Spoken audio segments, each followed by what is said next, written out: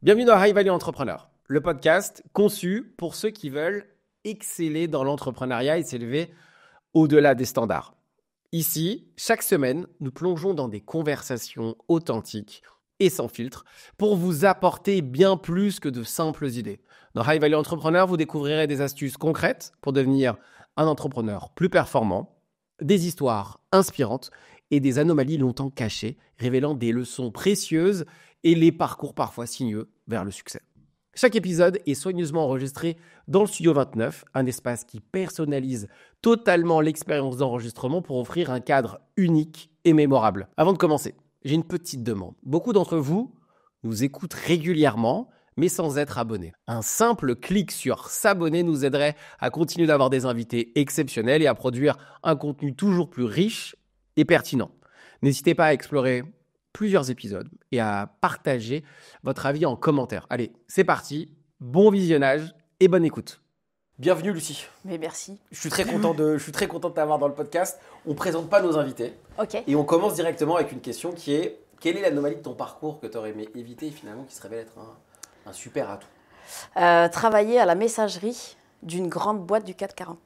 Ah ouais. Ouais. À la messagerie? On m'a foutu à la messagerie. Bon, on m'a mis 6 mois, mais à la messagerie, ouais. J'étais en charge de la messagerie. Donc j'étais. Il t'enregistrait et ensuite il te mettait sur la messagerie? Pas du tout. Ah non, pas du tout. J'étais pas une boîte vocale. Non. J'étais au service messagerie. J'étais à la. J'étais. Il y a le chef messagerie. Et ben moi j'étais sous-chef messagerie. Donc je sous-gérais 80 000 boîtes aux lettres. Ah oui, ok, quand même. Ouais, donc il y a un peu de taf. Il y a du dos. Pour un sous-chef, c'est pas mal. Il y a du courrier. C'était quelle boîte? C'était où ça? C'était Total. Ok. Ah bon, on va y venir avant. Je pensais que c'était. Mais c'est une grosse anomalie, donc je suis obligée de démarrer par ça, quoi. Bah, c'est dans ton parcours. Moi qui le connais, on a un peu bossé les sujets, faut pas croire. On sait que Total, et puis on a discuté ensemble bien évidemment avant. Je sais que Total, c'est un parcours important. Si on revient un petit peu avant, est-ce que tu as toujours voulu bosser chez Total? C'était le rêve de ma vie.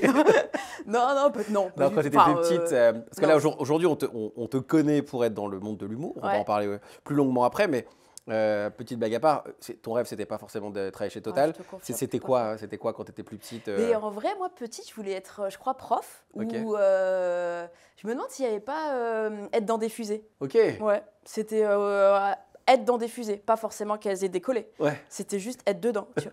Et puis, non, c'était un peu abstrait.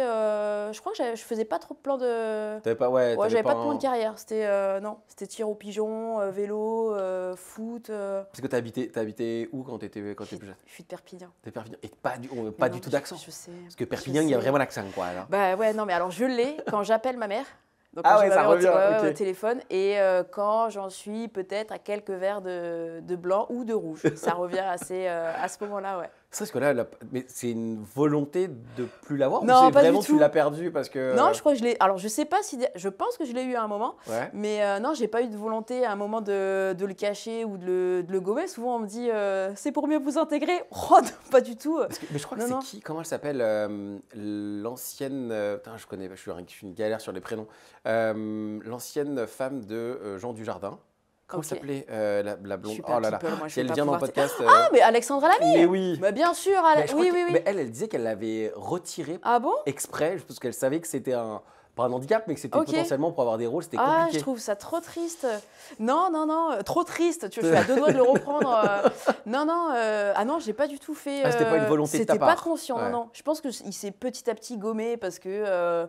Je sais pas, peut-être en faisant mes études, on était assez mélangés, ou après en travaillant à Paris, peut-être qu'il y a quelque chose de plus lisse, peut-être que je l'ai perdu petit à petit, mais c'est pas du tout conscient. Mais c'est toujours un sujet, souvent on me dit t'es de Perpignan, mais t'as pas l'accent. Genre c'est suspect, tu vois. C'est genre, exactement, genre c'est bizarre, parce que moi j'ai de la famille dans le sud de la France. Okay. De ce côté-là, l'accent, ils ont l'accent du côté de Carcassonne. Alors Perpignan, Carcassonne, ok. Sur cette partie-là du sud-ouest, ils ont un accent c'est le vrai accent. Ouais, c'est un accent, tu sens qu'il y a un terrain de pétanque pas loin, quoi. Non. Oui, exactement. non, c'est vrai que mes parents, ils ont un fort accent. Ma sœur, même mon petit-neveu, il a 8 ans, c'est vrai qu'il est né avec l'accent, mais je sais pas. On va essayer de décortiquer ce à mystère Narbonne, je sais pas. au fur et à mesure du podcast. En plus, tu as vécu, alors je sais pas si je vais bien le dire, à Praz-de-Sournia. À Praz-de-Sournia, Praz-de-Sournia. Et donc, petite commune. Et en plus, je sais pas, c'est une petite anecdote. C'est un village, carrément. Village. C'est même pas petite commune. Combien d'habitants? Écoute, en comptant les vaches, peut-être qu'on arrive à 100, je pense. Ah oui, ouais. 100, mais l'été, non, en vrai, je crois que c'est 50... Attends, tu me poses une vraie question, j'ai envie d'être juste sur ce sujet. Je pense que c'est 50-60 l'hiver et on arrive en surpopulation 120 l'été. Ah oui, donc oui, genre oui, c'est les JO quoi. Ah, c'est sûr, c'est les JO. Et en plus, alors j'ai une petite anecdote là-dessus, quand tu as été plus jeune, vers 8 ans, tu as été au conseil municipal des jeunes. Oui. J'ai été élue. Donc, il y avait quand même une vision de faire un truc. Il y avait un projet. Non, mais c'est vrai, ouais. En fait, c'est vous. la mairie qui faisait ça. Je ne sais pas si c'est dans toutes les mairies. Ans. À 8 ans, mais moi, j'avais des rêves, tu vois. Non, mais à 8 ans, il fallait faire un petit programme. Tu sais, délégué d'école, là, comment on dit, délégué de classe. Non, moi, c'était conseil municipal. En fait, c'est des mairies qui font ça, où tu as un conseil municipal de jeunes entre 8 et 13-14 ans, quoi. Okay. Et donc, tu es élu sur un programme. Après, tu essaies de faire en sorte qu'il se déroule. Et je trouvais ça fou. Moi, je suis arrivée, j'étais... Ah oui, je l'ai retrouvé il n'y a pas très longtemps, là. C'était vacances de Noël. Je fais un petit cahier comme ça, j'avais mon programme et tout. Bah ça, tu me l'avais pas dit, je suis très content. J'en ai quelques-unes encore, comme ça, au fur et à mesure du temps. Donc, tu es quand même dans ton spectre familial, dans ton environnement familial. C'est quelque chose, on en a parlé ensemble, qui était relativement... Je crois que ta maman, t'es prof, c'est ça? Ouais. Prof lycée, ouais. Un truc très cadré, rien à voir avec ce que tu fais aujourd'hui. Ah non, ouais, tout carré, tout on sait, tout de la visibilité. Ouais, non, ma mère était prof, donc elle a connu l'école et puis après, elle y est restée. Donc, ouais, non, et puis je crois qu'elle a toujours été que prof. Enfin, c'est déjà super, c'est pas attention à ce que je suis en train de dire. Et puis, mon père était commercial en vin. Okay. Et il a adoré ça, donc d'un côté, oui, éducation nationale, et de l'autre, un peu plus dans le vin commercial. Mais les deux ont adoré ce qu'ils ont fait. Ils ont fait un seul travail toute leur vie, mais pas du tout, ni artistique, ni culture, quoi. Parce que là alors, plus dans le sud de la France, non artistique, des parents non artistes, dans cette sphère artistique. Bon, tu as fait un petit saut chez Total et aujourd'hui, on te voit sur en spectacle un peu partout. Donc, pas de prédisposition particulière au fait de rentrer dans ce monde-là. Mais quand même, une petite envie d'y aller. Ah ouais, si, moi j'adorais le théâtre. Franchement, les cours de théâtre tu sais, à l'école primaire, quand on te demande d'écrire des trucs, tu dois passer au tableau, c'est hyper impressionnant parce que tu fais l'appréhension des premiers regards d'autrui, tu vois, des copains, des copines et tout. Donc moi j'adorais ça, j'adorais le théâtre, j'ai toujours voulu en faire, mais je trouvais que c'était trop beau. Je me dis, c'est pas pour moi, comme si c'était, tu vois, un peu de l'ordre du sacré. Comme quand tu vas dans un musée et qu'on te dit « faut pas toucher !» Pour moi, c'était ça le théâtre, tu vois. Donc, j'étais longtemps spectatrice, très théâtre. J'allais beaucoup au théâtre, j'adorais ça. Tu te voyais en fait, tu t'imaginais sur scène, tu avais envie d'y être? En fait, je pense que oui. Mais c'est comme si je me réfrénais en disant « je peux pas, c'est pas pour moi ». C'est ce que je me disais, c'est pas pour moi, c'est trop beau pour moi. Moi, je fais des études, j'étudie, je suis vouée à autre chose, quoi. Vraiment, ce truc, c'est pas pour moi. Ah, ok. Une sorte de... pas un fantasme, mais vraiment inaccessible. Ouais, complètement. Attends, c'est faux. Ah ouais. Enfin, après, ça m'a rattrapée, mais... Mais ouais, au début, je me suis dit, non, il faut pas toucher. Tu te rappelles de la première pièce que tu as jouée ou celle qui a été... Si tu l'as en tête, hein. Une fois, on m'a demandé de faire une scène de décollage d'avion au CM2 avec Madame Martimore. Et je m'en souviens parce que j'ai à la fois failli faire un malaise de « Ah, ça y est, il se passe quelque chose !» et en même temps, beaucoup de plaisir parce que je me voyais vraiment décoller dans un avion, quoi. Ouais. Donc, assez bizarre parce que je me suis dit, tu sais, c'est comme, quelque chose dont tu te dis « Oh là là, c'est pas pour moi, c'est pas pour moi, c'est pas pour moi !» Et le jour où t'en fais un peu l'expérience, tu te dis « En fait, c'est génial !» Donc, un mélange de « c'est peut-être pas bien » et en même temps, punaise, ça me plaît beaucoup. C'est une sorte de déclic finalement presque. C'est une sorte de moment où tu dis « Waouh !» Genre, il y a une sensation, il y a un truc où tu te dis « T'es au bon endroit » ou pas du tout? En vrai, c'est un peu exaltant parce que t'as l'émotion, que t'as le plaisir de la chose que tu arrives enfin à réaliser. De je joue, être en train de jouer, moi je trouve ça fantastique parce que ça t'ouvre des perspectives d'émotions incroyables qu'on n'a pas dans le commun de la vie. Là, si je te dis, là on décolle. Fais-moi un avion qui décolle. Non, je peux pas, je suis trop stressée. Franchement, je serai en mode. Non, mais un avion qui décolle, tu vois, tout de suite, t'es t'es stressé, tu te dis, oh, attends, tu sais, le moment où tu perds la sensation de pesanteur, là. Ouais, tu dis, ouh, je suis hyper légère. Bon, bref, mais en tout cas, c'est hyper exaltant de faire quelque chose que t'aimes quand tu le réalises. Je trouve que c'est une des plus belles sensations, quoi. Mais même adulte en plus. Là, tu racontes avec tes trucs d'enfant. Peut-être quand on parlera après, justement, du cap que tu as passé, des petits déclics que tu as eu au fur et à mesure. Mais même adulte, quand tu sens que ce truc et tu dis putain, en fait, je pensais que j'étais pas capable et d'être capable. Il y a ta perception du monde, elle change. Je vois très très bien. Alors avec une maman prof, est-ce que tu étais bonne élève ou le non, cliché? Non, franchement, ça va. J'étais 3e. J'ai toujours été 3e. Genre juste assez bien pour être bien placée, mais pas pour être la première de la classe. Genre effort minimum pour pas être première et avoir quand même du temps libre, mais en même temps pas... attention, je vais nuancer, ça dépend des matières. J'ai longtemps été 3e, sauf en maths où là j'ai systématiquement... clôturer le peloton. J'étais nulle en maths. Mais sinon, j'ai toujours été bonne élève quand même. Oui, avec une maman. Alors, je dis ça, moi, j'ai une mère prof. Ah ouais? J'étais dernier de la classe. Ah, bah alors. Mais ça la rendait ouf. Parce qu'elle s'est dit, c'est pas possible. Mais si, c'était possible. Et j'ai continué longtemps à être dernier. Parce que je me dis, il faut le tenir, le fait de... C'est une perf d'essayer de ne pas y arriver tout de suite à l'école. Persévérant dans son effort, complètement. Ouais. J'ai persévéré, ça a fait plaisir. Et ce qui est drôle, donc si t'es bonne à l'école, des facilités plus ou moins. En tout cas, j'ai l'impression de quelques facilités, pas dans tous les domaines, mais quelques facilités. Bon, t'as quand même, en tout cas, t'as quand même fait Cagne, puis Hippocagne, puis un petit truc à Sciences Po Toulouse. Ouais. C'est pas mal. Ça va. C'est pas l'ENA, c'est pas Normal Sup, mais c'est pas. Non, ça va. Franchement, ouais, non, c'est cool, c'est cool, ouais. C'est cool. Bah, t'as des gens qui diraient mais c'est énorme. Mais non, ouais, ça va, je suis contente. C'est une faire Cagne, Hippocagne, J'étais pas la première. J'étais dans le ventre mou, mais c'est vrai que je l'ai fait. J'ai adoré le faire. Alors déjà d'être dans le ventre mou, c'est déjà pas mal, c'est déjà une perf. Mais d'y être, parce que pour quelqu'un qui, entre guillemets, franchement, tu sembles hyper brillante. On va pas se mentir. T'es brillante. Cagne, Hippocagne, c'est cadeau. Entre personnes qui ont du Lacoste, hop, casse des chèque de croco. chèque de croco. Brillantissime quand même pour le coup. Ouais, peut-être. Je dirais pas ça, mais ça dépend d'où on se situe. Tu as des gens, je sais pas, typiquement, tout à l'heure, je parlais de fusées, qui ont fait décoller des fusées, qui diraient, ouais, bon, ok. Ouais, on se détend avec mais c'est vrai que non, c'est vrai que c'est bien. Ça peut être associé à effectivement une forme d'élitisme, mais c'est pas. Je trouve que de le dire, ça renvoie tu vois, une espèce de distance que j'aime pas. Donc je suis contente de mon parcours, mais je n'en vois pas les roses, tu vois. C'était pas forcément un goal en plus pour le coup. Non, ça n'a que été des choix. J'ai jamais su ce que je voulais faire. Donc je me suis dit, je vais faire le truc dont je pense qu'il peut... le plus large possible pour m'ouvrir le plus de portes possible en attendant de savoir si un jour je sais quoi faire. Et donc la prépa ça a été ça parce que je me suis dit mince, après le bac on fait quoi? Je sais pas forcément envie de travailler, je sais pas dans quoi. Bon on va continuer d'étudier.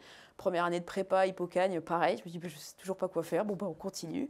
Après alors il faut savoir que dans la prépa tu en as deux d'ailleurs, Hippocagne et Cagne. Tu as une AL qui est c'est le moment Parcoursup pour les jeunes qui nous suivent. Tu as une AL qui est très littéraire, où tu as philo, je crois même tu as du grec, latin, c'est sur l'ancien bac, en fait, donc très, très lettres. Et tu en as une autre où tu as ça, un peu, mais tu as aussi maths, sociaux, éco, histoire. Donc, tu vois, c'est un peu plus généraliste. Moi, j'ai fait ça. À la sortie de la deuxième année, je me suis dit, qu'est-ce qu'on fait? Eh bien, on ne sait toujours pas. C'est quoi le plus général? Bon, on va faire Sciences Po. Et j'ai été prise à Toulouse, j'ai pas été. Et tes parents, ils t'ont poussé à aller là-dedans ou vraiment pour le coup, ils se sont dit Non, ils m'ont laissé. Non, j'ai pas l'impression qu'ils m'aient poussé. Ils ont peut-être un peu suivi de loin. Qu'est-ce que tu veux faire? Oui, prépa. Bon, après, c'est vrai que c'est compliqué de dire. Enfin, je sais pas, non. Ils se sont pas dit, écoute, Cagne, Hippocagne, ça peut être un bon truc, vas-y, va là dans cette filière-là. Mais je crois qu'ils savaient même pas ce que c'était.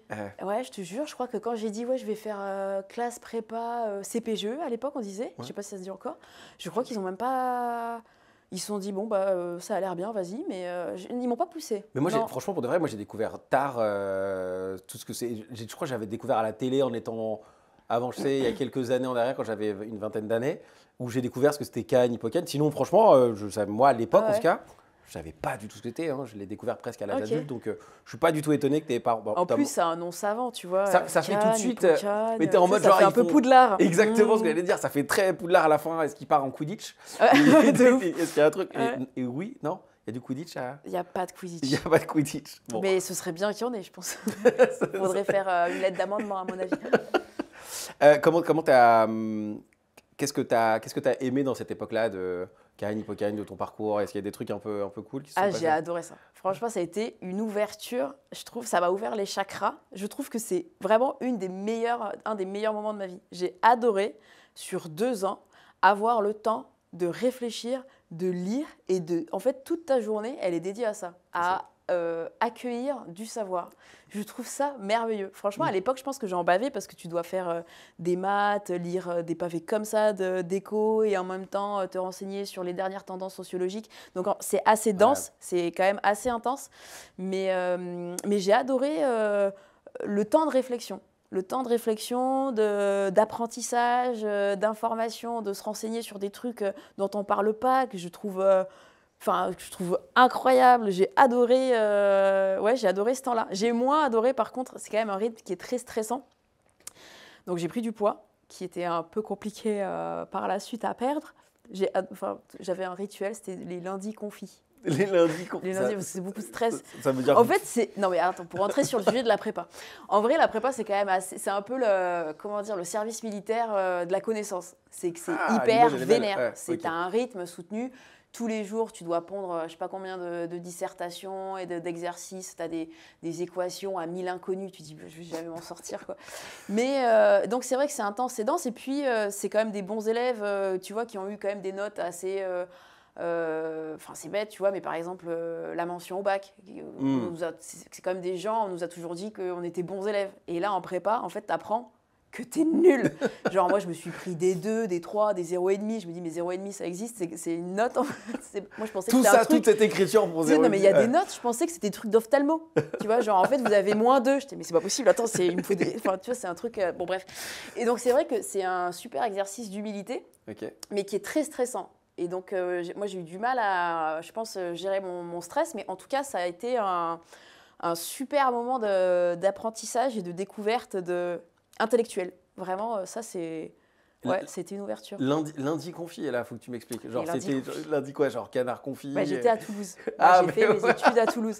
Sauf Ok. que ça correspond, tu sais, au moment où tu quittes la maison familiale. Donc, tu dois apprendre, si ce n'est pas encore le cas, à te faire à manger. Bah, surtout je pense qu'à ce moment-là, t'as une période où tu dis tout ce que mes parents ne voulaient pas que je mange. Là t'es en mode open bar, Ouais, à de volonté, ouf. c'est Ouais. parti. Mais moi, c'était une roue libre.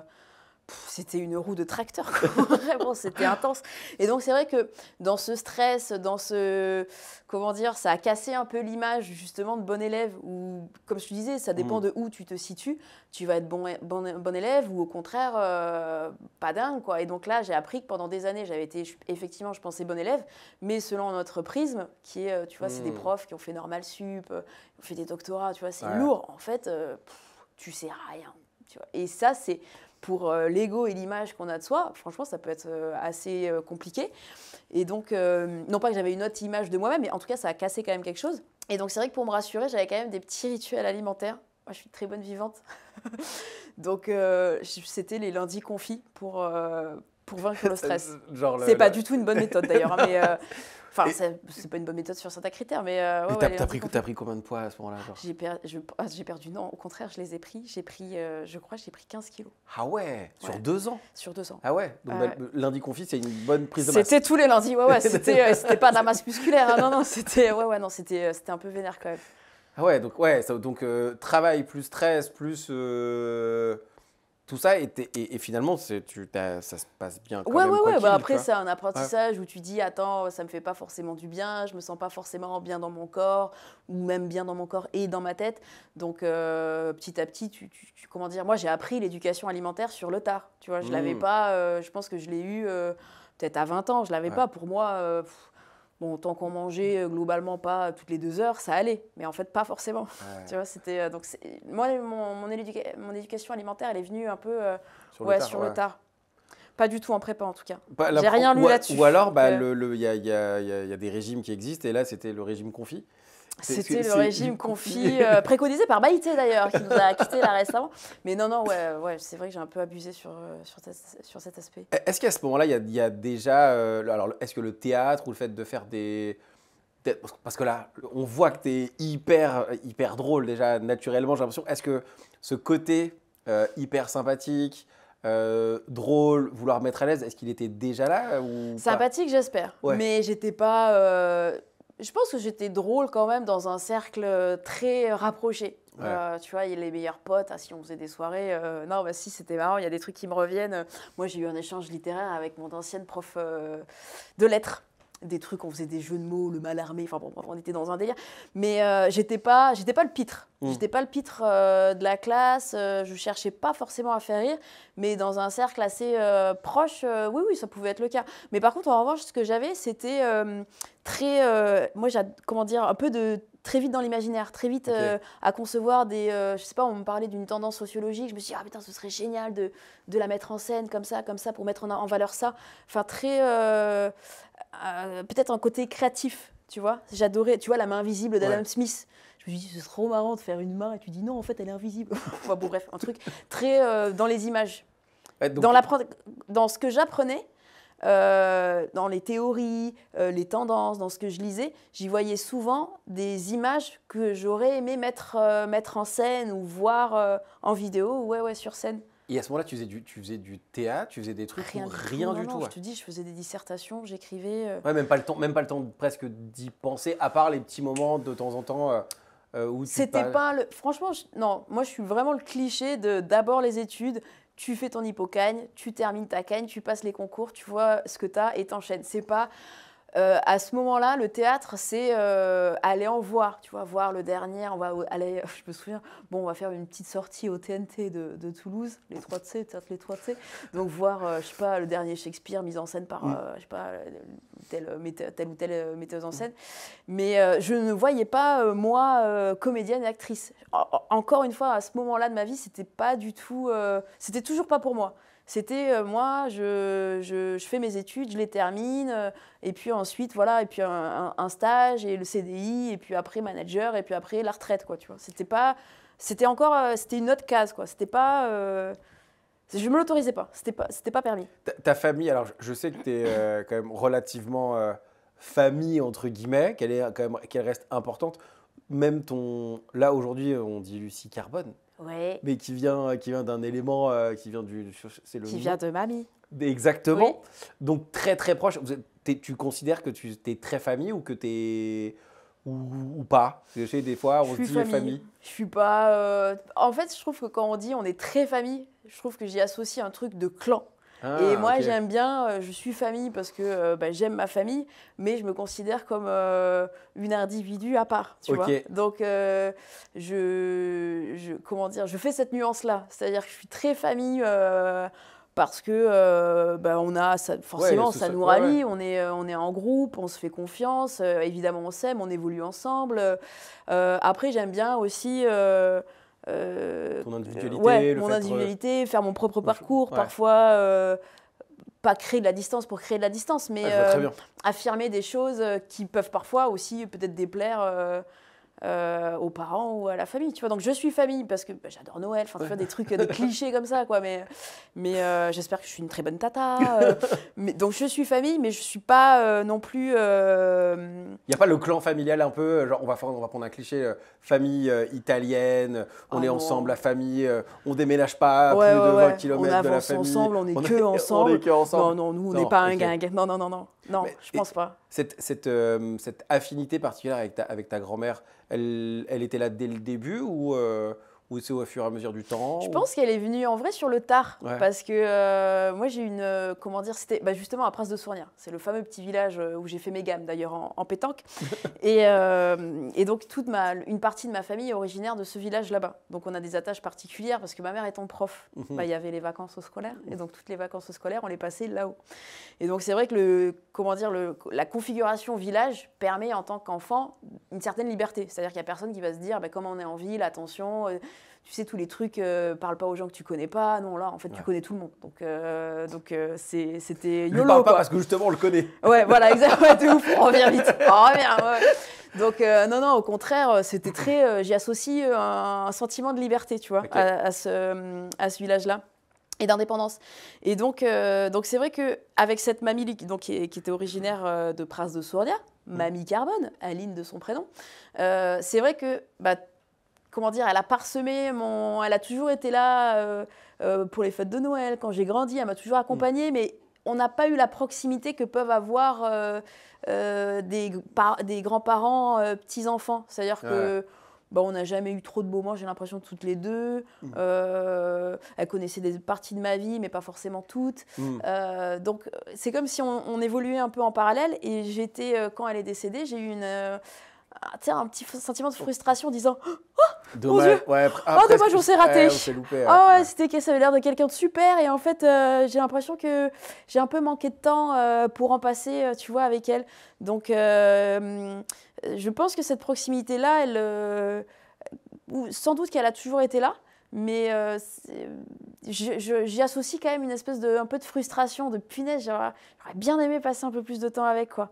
Je sais qu'il y a beaucoup de gens qui ont des relations fille ou fils, grand-père, grand-mère qui sont un peu spéciales. Moi, je sais que ma femme, ça fait longtemps que je n'avais pas parlé de ma femme dans un podcast, et qui a eu une relation, qui a eu une relation hyper, genre c'est comme ça, c'est sa deuxième maman, tu vois. Ah, c'est dingue, ok. Et qui était en mode genre il y a ce que ma mère, ce que mes parents m'ont appris, mais il y a ce que ma grand-mère m'a apporté aussi. Donc il y a une sorte de deuxième maman et elle en parle très très souvent. Donc je me pose la question, est-ce que c'était quelque chose comme ça qui aurait pu faire que tu prennes ce nom de famille aussi, Carbone, derrière toi? Ouais, complètement. Alors que pas du tout. En fait, finalement, c'est. Alors pas du tout. Alors, quand même. Alors, attends, je me suis peut-être mal exprimée, Roger. Non, on a quand même vécu plein de moments ensemble. Mais ce que je veux dire, c'est que c'était toujours dans un cadre collectif. Ouais. Tu vois, moi, j'aurais aimé, complètement, Partir tu une vois, semaine. partir une semaine. Oh, purée, mamie Aline, mais c'était quoi ta jeunesse, tu vois? Ou peut-être un peu plus lui parler de moi, tu vois. Peut-être plus de moments à deux. intimes ou rapprochés. Mais elle a toujours été là. Puis en plus, moi, ma grand-mère, j'ai des souvenirs, parce que j'y allais donc pour juillet-août. Juillet, Tour de France. J'ai des images de ma grand-mère en disant on va mettre le Tour de France. Mais au bout d'une demi-heure, tu la vois complètement, la pauvre, endormie pendant sa sieste, ou me raconter des trucs d'avant, tu vois, de tradition d'avant. Et alors, en plus, c'était, je sais pas si tu as ça avec tes grands-parents ou celle peut-être de ta femme, quand tu les lances. Ah oui, sur un truc, de mettre une petite pièce, tu dis, mamie, tu veux. C'était comment déjà Et là, boum. Et là, bim, Si elle a des pendant photos, une heure. s'il y a des trucs, c'est parti. Fou, quoi. J'ai fait des après-midi avec sa grand-mère, à ma femme, où une après-midi, j'y vais et j'ai eu le malheur de lancer. Et là, ça a duré. Tu arrives à 14h, tu manges le midi et tu repars, il est 19h, il fait noir. T'es en mode, par contre, tu repars avec plein de souvenirs, plein de trucs hyper cool. Puis je trouve que c'est des moments d'échange, tu vois, quand elle te raconte. Moi, je trouve ça. Mais je te jure, c'est des moments que je pourrais repasser, mais je te signe tout de suite. Mais surtout que tu découvres un monde qui est complètement dingue. Quand tu regardes, moi, je me rappelle qu'elle montrait des photos, parce qu'ils ont vécu la guerre quand même, pour le coup. Et tu es en mode, genre, en fait, cette personne qui est devant moi a vécu des trucs qu'on nous apprenait dans des livres et dans des choses. Et tu es en mode, genre. Waouh, en fait, potentiellement, je suis déconnecté. Et ce qui est très drôle, petit aparté, moi, je vais avec mes enfants là. Ils sont pas si vieux que ça, et je suis pas si vieux que ça non plus. En fait, tu leur expliquais la musique. Qu'avant d'écouter de la musique, t'écoutais pas de la musique quand tu voulais. Okay. Il y avait de la radio, il y avait la télé, il y avait, tu sais, c'est pas genre, il y avait les CD, bien évidemment, les trucs. Mais d'expliquer ça, genre, ils me regardent en mode, tu racontes quoi là? C'est pas illimité. J'ai la même sensation, on a la même sensation. J'ai l'impression d'être un vieux. Mais non. Si, j'ai un petit peu. Donc, Je suis comme un. Bon, genre- écoute, je sais pas quoi dire, je suis démunie là, mais non. Bah là, il fallait que j'en parle. Ah, Ouais, écoute, c'est- on peut en parler. si. Alors, Lucie Carbone, donc ce nom-là, c'est un peu une sorte d'hommage Ouais. à ta mamie, quoi. Complètement. Alors, l'histoire voudra que j'ai oublié, me suis trompée c'est le nom de jeune fille donc, de ma grand-mère. Mhm. Et la légende, non, c'est pas du tout la légende parce que toutes mes tantes me l'ont dit. En fait, j'ai oublié un N. Je me suis trompée dans le nom. Je sais pas pourquoi, je sais plus à quel moment ça s'est fait. Mais Ça fait un peu limite américain ou anglophone. Je sais pas s'il y a un E à Carbone. Il n'y a pas un truc avec. Tu trouves pas que c'est pas plutôt italien? Bah, un petit peu, mais moi, je sais pas Je quand suis tu. presque déçue quand tu me dis américain. C'est je sais vrai, pas merde. pourquoi, ouais. Bon, on coupera ça. On coupera ça. Non, Non, mais, c'est mais vrai. Carbone. Non, mais moi, je sais pas Ah pourquoi ouais. ça faisait Carbone, ça fait penser à un. Alors, tu retires le E, mais Lucie Carbone. Carbone. Moi, quand je l'ai entendu, je me suis dit peut-être c'est un truc anglophone, tu vois. Pas du tout. Alors que pas du tout. Ah non, pas Alors, du en tout. plus, italien. Plutôt italien. Ouais. Et ouais, bah donc, ouais, Ouais. je suis pas trop fort en italien. Donc, petit hommage, grand hommage, mais avec une petite légende Petite de. boulette. Mon Bah, collègue. petite boulette personnelle, je veux Petite, dire au qui moins. est mignonne. Voilà. Qui est Il y a mignonne. beaucoup d'elle, il y a un peu de moi. Bon, bah, c'est parfait, quoi. Si on avance dans ton parcours, Cagne, Hippocagne, Sciences Po, un master en communication, qu'est-ce qui se passe ensuite? Comment ça se Et passe ben, qu'est-ce qui se passe après? C'est que là, je me rends compte que j'ai beaucoup étudié, que c'est super. Je me dis, bon, qu'est-ce qu'on va faire de tout ça? Et je comprends que c'est le moment de trouver le CDI, quoi. C'est-à-dire que faut le décrocher la médaille.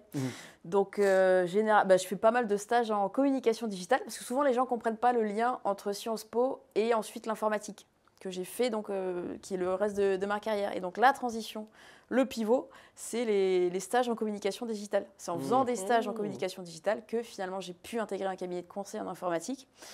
Et donc, je fais des stages, j'ai démarré par des stages. J'ai fait des stages, par exemple, au ministère du Logement. Je ne sais pas si tu l'avais trouvé, ça. Ça, je ne l'ai pas. Ouais, Moi, ouais. j'ai le cabinet de conseil en MC2I. Bah, ça, c'est après. C'est Ouais. juste. Ouais, Ok. complètement. Et donc, c'est ces En maîtrise stages-là. d'œuvre aussi. Ouais, maîtrise d'œuvre, ouais. Oh purée, ça me rappelle des mots. Oh, j'avais presque oublié. Ouais. Mais c'est en faisant ces stages en ce qu'on appelait à l'époque, peut-être d'ailleurs qu'on appelle toujours, communication, tout ce qui est transformation digitale, numérique et compagnie. J'ai fait plein de stages dans ce domaine-là. Et puis ensuite, j'ai intégré effectivement MC2I, qui est un cabinet. Alors attends, qui est un cabinet, comment on dit déjà? C'est un cabinet de Assistance à maîtrise d'ouvrage, c'est ça le mot, je crois. Je l'ai pas. Moi, j'ai cabinet de conseil. Cabinet de MC2I. conseil en informatique, voilà. C'est une très bonne baseline. C'est très... Et donc, après, tu fais gestion de projet en maîtrise d'œuvre. C'est quoi? Tu sais que ça me rappelle des souvenirs. Attends, vraiment, là, j'ai l'impression qu'il y a une partie de moi qui est en train de se dire c'est quoi déjà qu'on faisait? C'est quoi cette vie? Alors, attends, parce que assistance à maîtrise d'œuvre. Alors, tout à fait. Donc, en fait, je faisais de la gestion de projet. Donc, Ça en consiste à gros, quoi? il y avait une équipe. C'est la partie chiante, mais je suis obligée d'en passer par là parce qu'il y a eu question. Donc, en gros, il y a des techniciens, des développeurs qui codent une application, un site internet, je sais pas, des trucs qu'on utilise par là. Il y a des gens qui le demandent, dans ce qu'on appelle des métiers, et moi, je faisais le lien entre les deux. Donc, en gros, je devais communiquer ce qui était possible de faire, dans quelle échéance, c'était quoi un peu la cible qu'on voulait. La solution, ça s'appelait la solution finale, c'était un peu dur. En le disant maintenant. Non, attends, ça, je pense qu'il ne faut pas. C'est ce qu'on dit en informatique. Hein. En histoire, c'est complètement autre chose. Oui, je me rends compte de la. Non, mais c'est ça qu'on disait. Vrai, mais oui. Et c'est ça que je faisais. Donc, je faisais le lien entre les équipes techniques et les métiers, quoi. Les métiers communication, finance, RH. Bon, un truc quand même très technique finalement en fait. Un peu technique. Un peu chiant. Déjà à ce moment-là, c'était chiant, c'était chiant ou pas du tout? En fait, je crois que j'étais tellement dans un truc.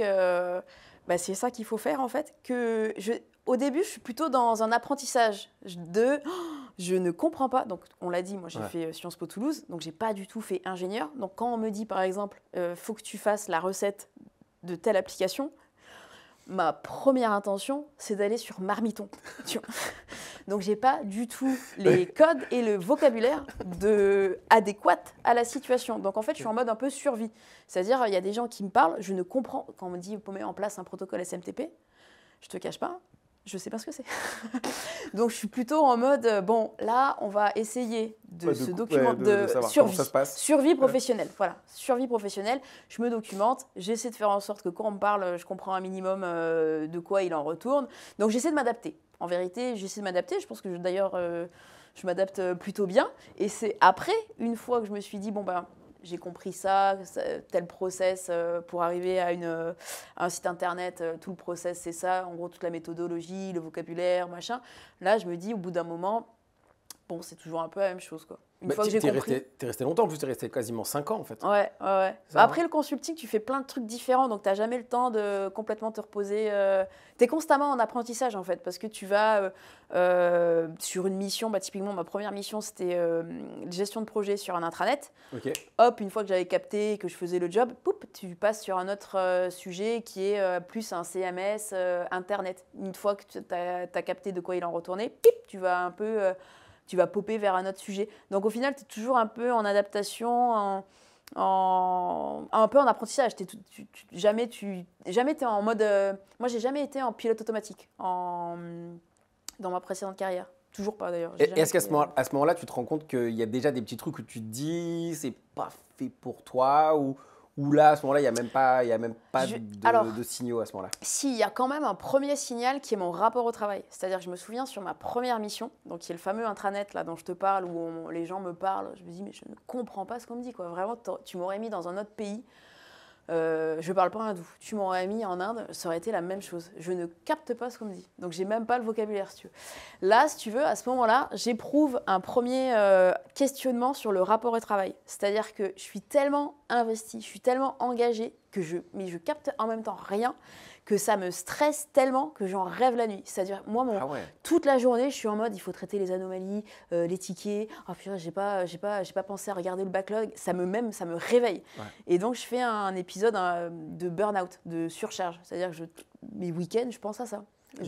Pendant ces 5 ans-là, avant Total? Au tout début, la première année. Moi, j'ai démarré. Ah ouais, tout de suite. Ah ouais, au bout de... peut-être pas la première année, mais au bout de 2 ans, ouais. Ouais, tu étais tellement investi finalement pour essayer de comprendre. Ah ouais. Puis en plus, c'est incroyable parce que l'informatique, à ce moment-là, parfois, mon métier, c'était de solutionner des problèmes. Sauf qu'il y a toujours des problèmes. Ouais. Et moi, je me suis dit, mais ça n'en finit jamais. T'en règles un, purée, il y en a un autre, quoi. Ouais. Donc, en vrai, je sais pas, ça m'a créé une surcharge.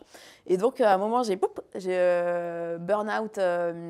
Tu sais que c'est un burn-out à ce moment-là? Tu sais que c'en est un? C'est pas forcément un burn, mais on va dire une bonne dépression. Non, c'est bonne surcharge. Ah, okay. À ce moment-là, c'est surcharge, c'est claquage. On pourrait associer ça à une espèce de claquage. Tu as trop forcé, bim, claquage. Okay. Moi, je l'associe à ça en tout cas. Et donc là, je vais voir un médecin parce que dans ma tête, je sens que vraiment courju, quoi. Vraiment, je n'ai pas de meilleure image que le courju. Et un médecin, moi, je dois énormément au corps médical.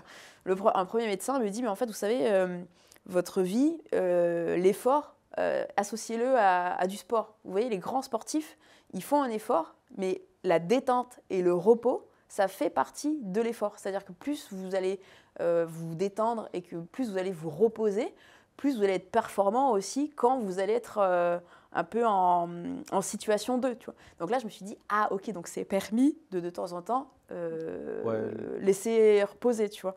Donc ça en fait, ça a été un premier épisode un petit peu de questionnement par rapport au travail. Parce que ce qui est un peu parfois délicat, notamment dans le conseil, c'est que plus t'en fais, plus t'en fais. Il n'y a personne qui va te dire « prends du temps pour toi ». Et plus tu es compétent, plus on te met sur des projets, plus on te met référente, où on te dit « ah, tu devrais bosser avec » et tout le monde ne veut que travailler avec toi. Exactement. Okay. Et donc moi, c'est vrai que je suis un peu curieuse, j'aime bien créer des projets et tout. Donc tu as aussi un enthousiasme qui est de créer. Je me dis « ce serait génial de mettre tel process en place, de faire tel truc ». Du coup, on te dit bah, « vas-y, feu, ça a l'air super ». Sauf que du coup, comme tu renvoies une énergie positive, un mouvement, bah, effectivement, comme tu dis, dès qu'il y a un autre projet, bah, on vient de voir. Donc en fait, t'arrêtes pas, quoi.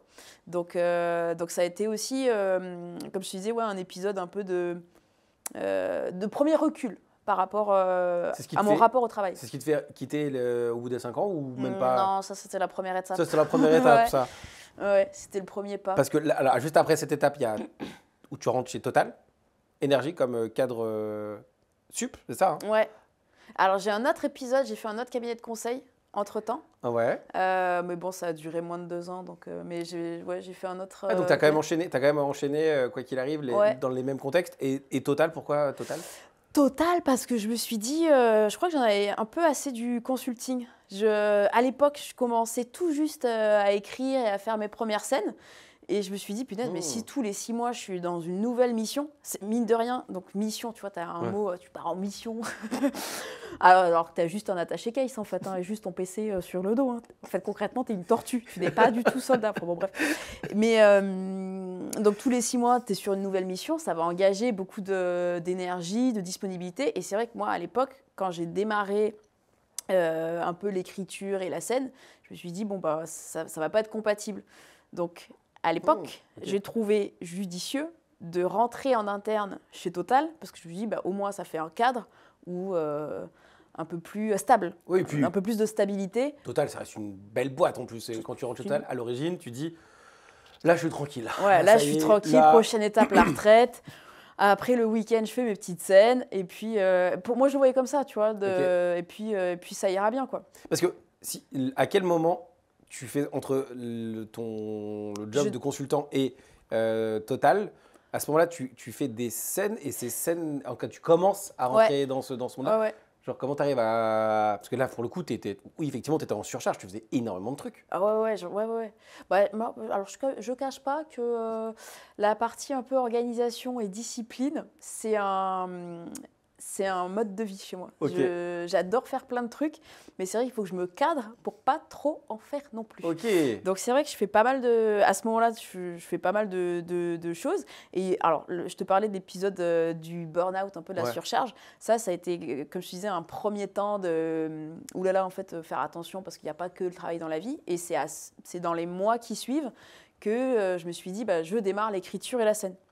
Okay. Ça correspond en termes de timing aussi au moment où ma grand-mère décède. Okay. Donc là, je prends si tu veux, comment dire, c'est assez naïf, hein, mais je me dis, ah bah tiens, la mort, ça existe.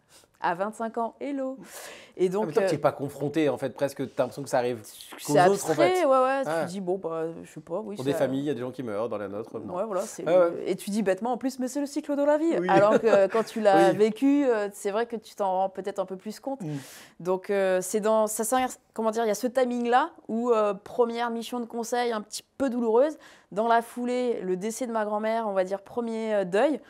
Et donc, ça donne première écriture, première scène. C'était un peu comme une safe place? Ou c'était un peu un endroit où tu allais t'amuser, changer les idées? Ou c'était vraiment comme le taf, faut que j'y aille, j'ai des horaires? Ah non, c'était récré. Ouais, récréation. C'était, je cherche tellement ça depuis des années que, non, récré. Et c'est un labo, c'est-à-dire que ça fait tellement longtemps que j'ai envie de tester des angles, que j'ai envie de développer un truc un peu pas taquin, mais de retrouver un esprit naïf et limite enfantin. Je me dire, putain, là, j'ai envie de m'amuser. Là, j'ai envie de m'amuser, de faire des trucs que j'ai pas fait depuis longtemps.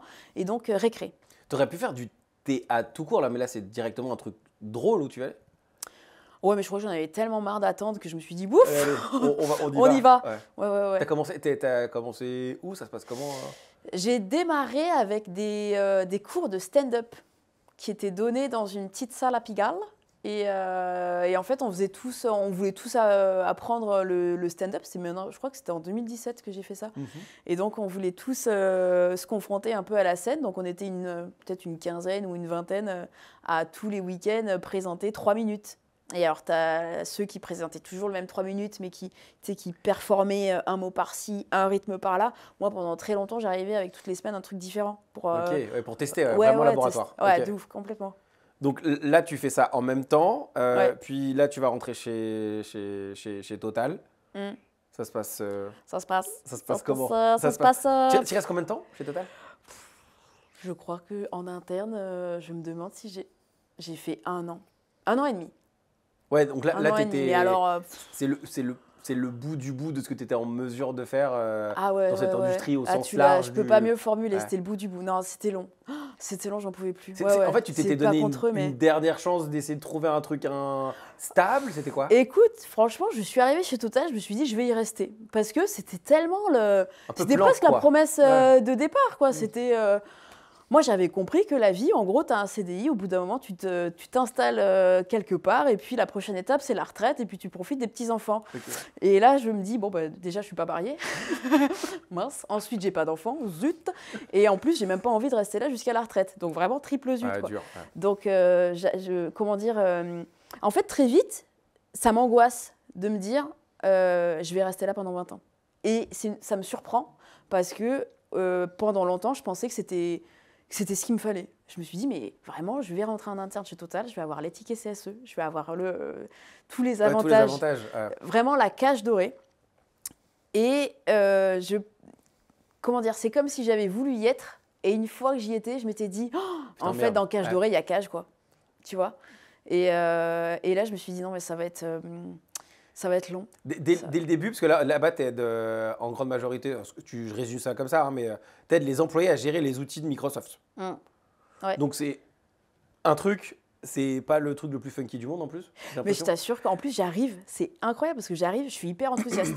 Parce que c'est vrai que c'est des outils sur lesquels, en plus, je peux pas dire que j'étais nulle. Honnêtement, T'étais même plutôt bonne. j'étais, je pense, plutôt efficace. Ou en tout cas, dans toutes les formations que j'ai eu à faire, les trucs, tu sais, comment ça s'appelle, de formation, conduit du change management. C'est ça que je change management. En vrai, j'étais plutôt efficace. Enfin, en tout cas, j'avais de bons retours. Je sais pas si j'étais efficace, mais en tout cas, les retours étaient plutôt cool. Quand je suis arrivée, j'étais hyper enthousiaste. J'ai formé tout le monde, j'avais fait des pavés de recommandations, de comment je voyais les choses, de comment je pensais que c'était important de les mettre en place. C'est une super employée, quoi. Je pense que j'étais pas Ouais, mal. bah, de Je ouf. pense C'est des bons que signaux, j'avais, mais ouais. En toute humilité, je pense que quand même, je me défendais. Et je formais toutes les assistantes parce que je trouvais que c'était hyper intéressant que tout le monde ait le même niveau d'information et de connaissances et de savoir sur ces outils qui sont quand même des outils du quotidien. Tu vois, faire une visio. Moi, je te parle là, on était en 2018. Donc, c'était avant le Covid. Faire une visio avant le Covid, c'était pas encore gagné. Ah non, c'est quoi, comment ça s'appelait Non, c'était Skype. Ouais. C'était Skype, Ouais. Et à l'époque, il y avait Teams. C'était les premières années de Teams. Autant maintenant, c'est devenu hyper banal et courant, mais il y a quelques années, pas du tout. Et donc, je suis arrivée très enthousiaste, très positive, très enjouée. Et patatras, je me retrouve à la messagerie. C'est-à-dire que j'arrive pour un poste effectivement sur les outils Microsoft et je me retrouve au service messagerie. Et alors là, je crois que c'est le déclic. Au fur et à mesure des semaines, tu sens que... J'ai l'image d'une encre de bateau qui coule. Ah ouais, carrément. Je te jure. Ah ouais, t'as même l'image en tête. J'ai limite l'image des abysses. Ah ouais, tu vois les mérous là. Ouais. Ils sont vraiment... je me dis, ouh, je vois des espèces inconnues. Non mais... Ouais, j'ai vraiment l'image d'une encre. Là, c'est le descente aux enfers, quoi. J'en peux plus. Ouais. J'en peux plus parce que j'aime pas ce que je fais. Autant les outils Microsoft, en vrai, j'aimais ça parce que... Enfin, quand tu prends la phrase, les outils Microsoft, j'aimais ça. Non, mais je trouvais qu'il y avait un intérêt concret au quotidien pour les gens, dans leur situation de bureau. La messagerie, je te cache pas que franchement, j'aimais pas. Je n'aimais pas, je voyais pas l'intérêt, je détestais ça. J'aimais pas ça. Tu sais que alors peut-être que les gens ont mieux compris que moi, mais je sais que j'arrive même pas à savoir, je comprends pas vraiment ce que tu faisais. Mon quotidien, franchement, c'était que des, je sais pas comment te dire, ça vient pas, regarde, ça vient pas. Ça veut pas, ouais. Ah bah tiens, Michel de la compta a envoyé un mail, mais il sait pas où il est le mail. Il a pas reçu le mail en fait. Il est où le mail? Et moi je suis là, mais... J'ai lu Nietzsche, où tu veux que je sache où il est ton... En fait, je me sens démunie. Ça ne m'intéresse pas. C'est trop... Je sais pas si c'est trop technique ou trop... Vraiment, ça ne... Là, ça ne matche pas, quoi. Il n'y a plus de ouais. sens. On me dit, mets en place un protocole SMTP. Je me dis, mais je sais pas de quoi tu me parles. En fait, c'est que des sujets de sécurisation, de mobilité, dans le sens où tu vas démarrer un mail sur ton ordi, mais si tu vas jusqu'à Pau, et que tu as un trajet en train, tu dois pouvoir te retrouver. Tu vois, c'est déjà chiant, je suis en train d'expliquer. Tu dois pouvoir retrouver ton mail sur ton téléphone en mode brouillon. Et c'est que des trucs comme ça. Et c'est vrai que moi, je ne vois pas, c'est pas quelque chose qui m'anime, c'est pas quelque chose qui me plaît. Et c'est beaucoup trop, c'est trop technique en fait. C'est trop technique pour moi. Là où moi, j'aime pas les maths, j'ai pas fait un G, j'avais pas de volonté de... C'est pas du tout un champ de compétences que je me voyais développer, parce que potentiellement ça aurait pu l'être. Il y a peut-être des gens, même pas, tu sais, parfois tu as des systèmes un peu de passerelle où il y a peut-être des gens qui seraient dit, ah mais trop bien, bah, du coup je vais faire un partenariat avec, je sais pas, une école d'ingé, ça va me faire un diplôme, machin. Moi, pas du tout. Mais alors, vraiment, je peux pas te le dire de façon plus honnête que je n'aimais pas ça. Et tous les jours, c'était un supplice d'y aller, quoi. C'est-à-dire que je me dis, mais je sais pas ce que je fais là, quoi. Et qu'est-ce qui se passe? Genre, au moment, parce que je pense que, comme je disais, au fur et à mesure des semaines, je pense que le truc arrive et tu vois cette encre. Et il se passe quoi? Qu'est-ce qui Alors, fait il y a que... plusieurs choses. C'est-à-dire que déjà, bon, comment dire, je reste pas 6 mois sans rien faire. C'est-à-dire que déjà, je vais voir un peu mon management et je leur dis, déjà, on a un problème de compétences. C'est-à-dire que là, le sujet, il est beaucoup trop technique par rapport à moi, ce que je pense être en capacité de faire.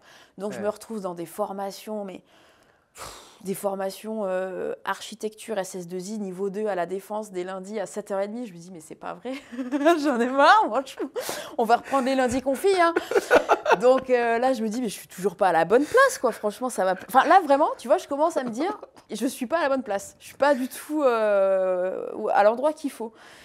Donc, on m'envoie à des formations CERFA 1, CERFA 2. Je me suis dit, mais c'est pas possible. Enfin, vraiment, bon, ok, on va faire carnaval, tu vois. Enfin, vraiment, ouais. Et je le remonte plusieurs fois. Qu'est-ce qui se passe d'autre? Je crois que je vais voir ma RH. Je me dis, franchement, En fait, j'en ai marre. dans ta démarche, c'est un peu des signaux de. C'est peut-être des signaux de. Il faudrait peut-être que j'arrête de faire de. Ouais. Et eux, ils te disent, on va t'aider. On pense que tu peux le faire. On Mais va ce qui est t'aider. louable, Oui, tu mais vois, c'est je me suis hyper- dit, ils c'est font hyper sympa. confiance. Ouais, finalement. Donc, ils essaient de moi, j'arrive avec un problème. Quelque part, le fait de me renvoyer en formation, je le vois aussi comme une proposition de solution. Sauf que et je la teste et je la fais avec bon cœur, pas forcément, mais en tout cas, je la fais. Et je vois que le problème persiste. C'est-à-dire que bah déjà, je me sens toujours pas compétente parce que protocole SMTP, j'ai toujours pas compris les enjeux. Et deux, je sens que vraiment fondamentalement, franchement, je ne sais pas vous dire, mais ça ne me plaît pas. Enfin, au bout d'un moment, j'ai l'impression de vraiment faire rentrer un rond dans un carré. Ça ne marche pas.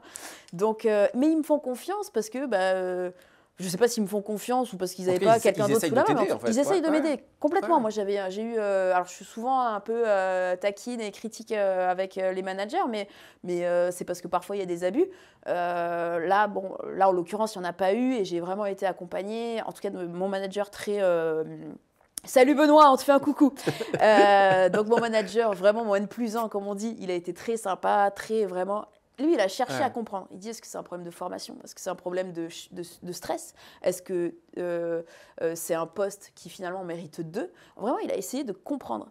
Et je pense qu'au bout d'un moment, les semaines faisant, j'avais pas d'autre explication que ce que je fais là ne me plaît pas. Et on a beau prendre le problème par un angle, par un autre, c'est la même chose. Et ça ne me plaît pas aujourd'hui, ça ne me plaira pas demain.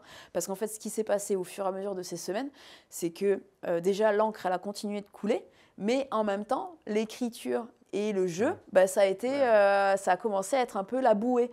Donc, je me suis retrouvée dans un truc où toute la journée, je descendais, c'était vraiment... le Mérou, on va prendre un petit café avec le Mérou des abysses. Et puis le soir, de jouer devant des gens, essayer de trouver des blagues. Et quand tu sens que ça marche, c'était la bouée qui commençait à vraiment, un peu de respiration, quoi. Ouais. Et donc ça s'est fait pendant des semaines, pendant des mois. Et au bout d'un moment, je me suis dit, non, mais là, à l'échelle de la journée, je suis beaucoup trop en bas. Je commence à visiter les profondeurs du Titanic et tout, on n'est vraiment pas bien.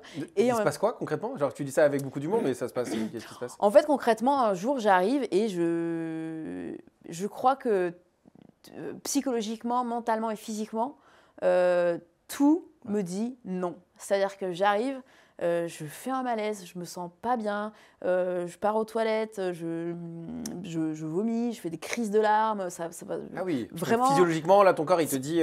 C'est trop. C'est fini, quoi. Genre, faut arrêter. Et donc, vraiment, je me sens pas bien. Et puis, je n'ai même plus, si tu veux, l'énergie et la force de faire illusion, de faire comme si, d'aller en réunion et dire oui, alors le protocole SMTP, Sandra, tu es à le cabinet, tu peux nous faire part de ta recommandation, s'il te plaît? Oui, je vais faire le CR, je prends les notes, tout va bien.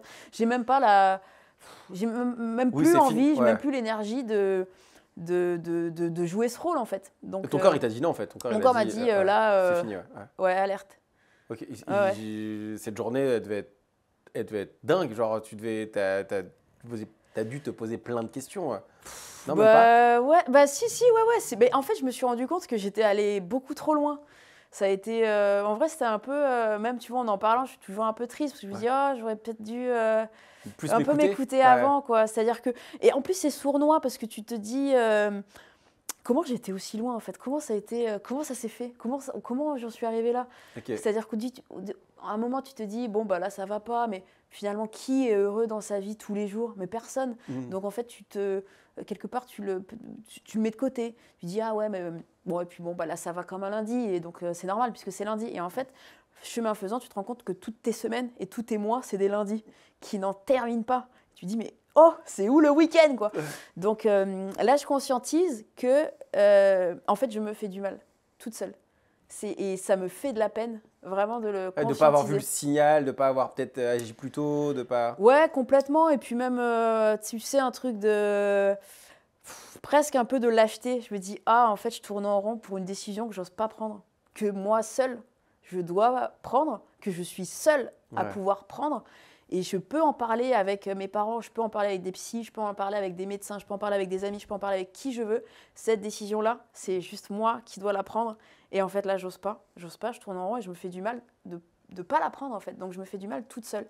Et le fait de me le signifier, de le conscientiser, je te jure, ça m'a fait de la peine. Et ça, mais bon, ça a été un déclic, ça a été une bascule. Parce que après ce jour-là, t'es quand même t'es resté ou non? Alors là, Il s'est passé quoi le là jour-là? j'ai engagé un plan Ouais. d'action. Vas-y, on veut Chef savoir. de t'as fait quoi? projet, on est là. Je pense qu'il y a plein de gens qui aussi doivent.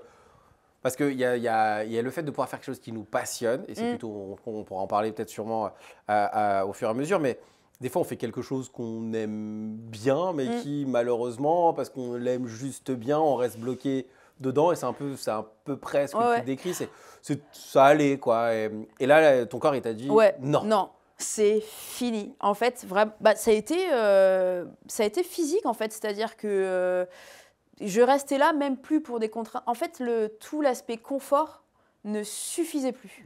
C'est-à-dire que j'avais beau me dire, et d'ailleurs tout le monde te le dit, hein, quand tu dis ah, j'aimerais bien faire du théâtre, tu passes de cadre sup, salaire, avantages, visibilité, confort, sécurité à troubadour.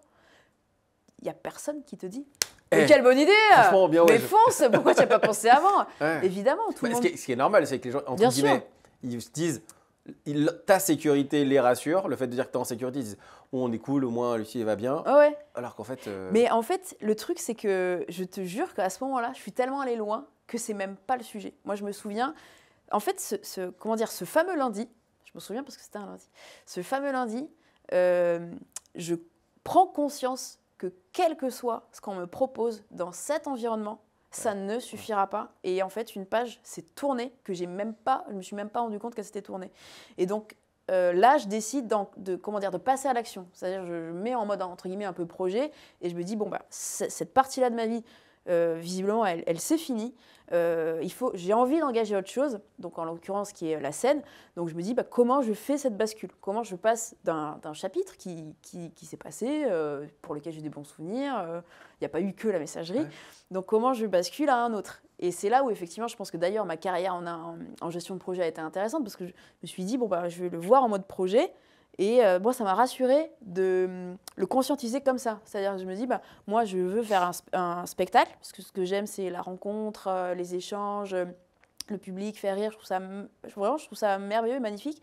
Donc, c'est vers ça que je veux aller, c'est ça la destination. C'est quoi les différentes étapes pour y aller? Donc, il y avait écrire un spectacle. Avant d'écrire un spectacle, il faut que tu aies une heure de spectacle. Avant d'avoir une heure, peut-être 10 minutes, un quart d'heure, 20 minutes, une demi-heure. Donc, c'est faire plein de scènes en conséquence. C'est peut-être au bout d'un moment faire aussi des auditions avec un théâtre pour voir s'il t'accueille ou pas. Donc, c'est ce que j'ai fait.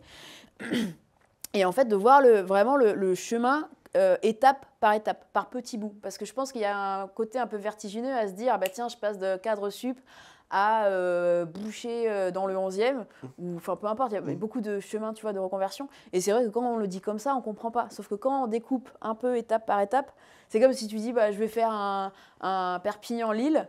Mais oui, mais ton Perpignan-Lille, tu vas forcément le segmenter. Je vais faire 2 heures jusqu'à Paris, et puis ainsi de suite. Tu vois, le faire vraiment tronçon par tronçon. Et le fait de me dire ça, ça m'a quelque part, ça a rendu possible et accessible dans mon schéma de pensée ce chemin de reconversion.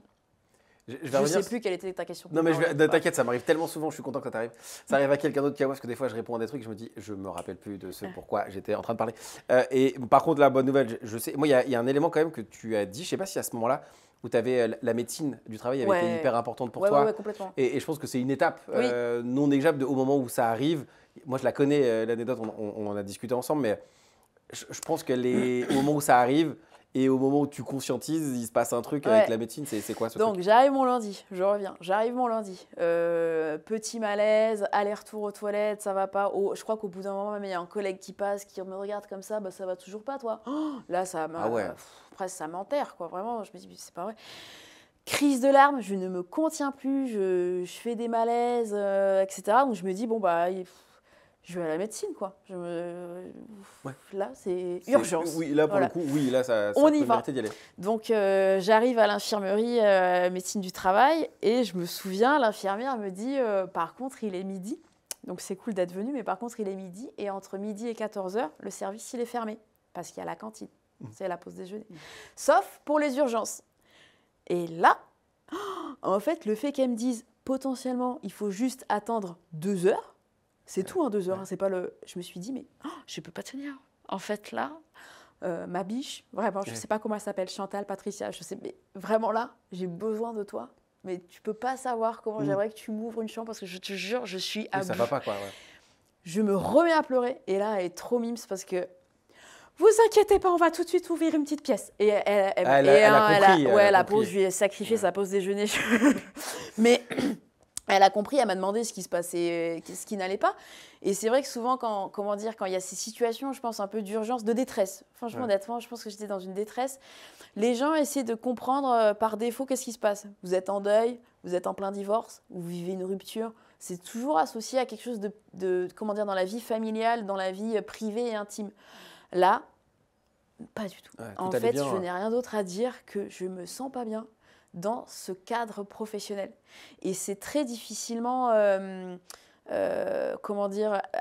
chaud et peut-être, à chaud, c'est très difficilement entendable. Parce que ça peut pas être la faute. Ça peut pas être que ça, en fait. Ça peut pas limite, être que ça. Il y a forcément il y a forcément un élément autre qui accentue le fait que tu vas pas bien. Ta mère t'a pas fait un petit message. Il y a toujours, enfin, tu vois, il y a toujours un. Non, elle doit traverser quelque chose de compliqué. Même un petit déménagement. Oui. Tu sais quoi, c'est le déménageur breton, ils t'ont pas. Même il y a toujours un truc qui, comme si pour justifier le fait que, bah non, professionnellement, je suis désolée, ça fit pas. Ça va pas. Et c'est pas contre les entreprises, c'est pas contre les organisations. C'est que moi, à ce moment-là, dans cet écosystème, bah, c'est plus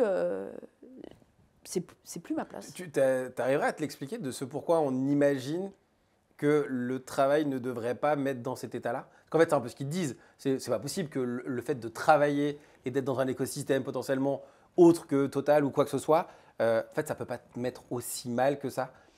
Est-ce que toi, tu arrives à te l'expliquer ou tu arrives à l'expliquer? C'est une question qui peut être relou là.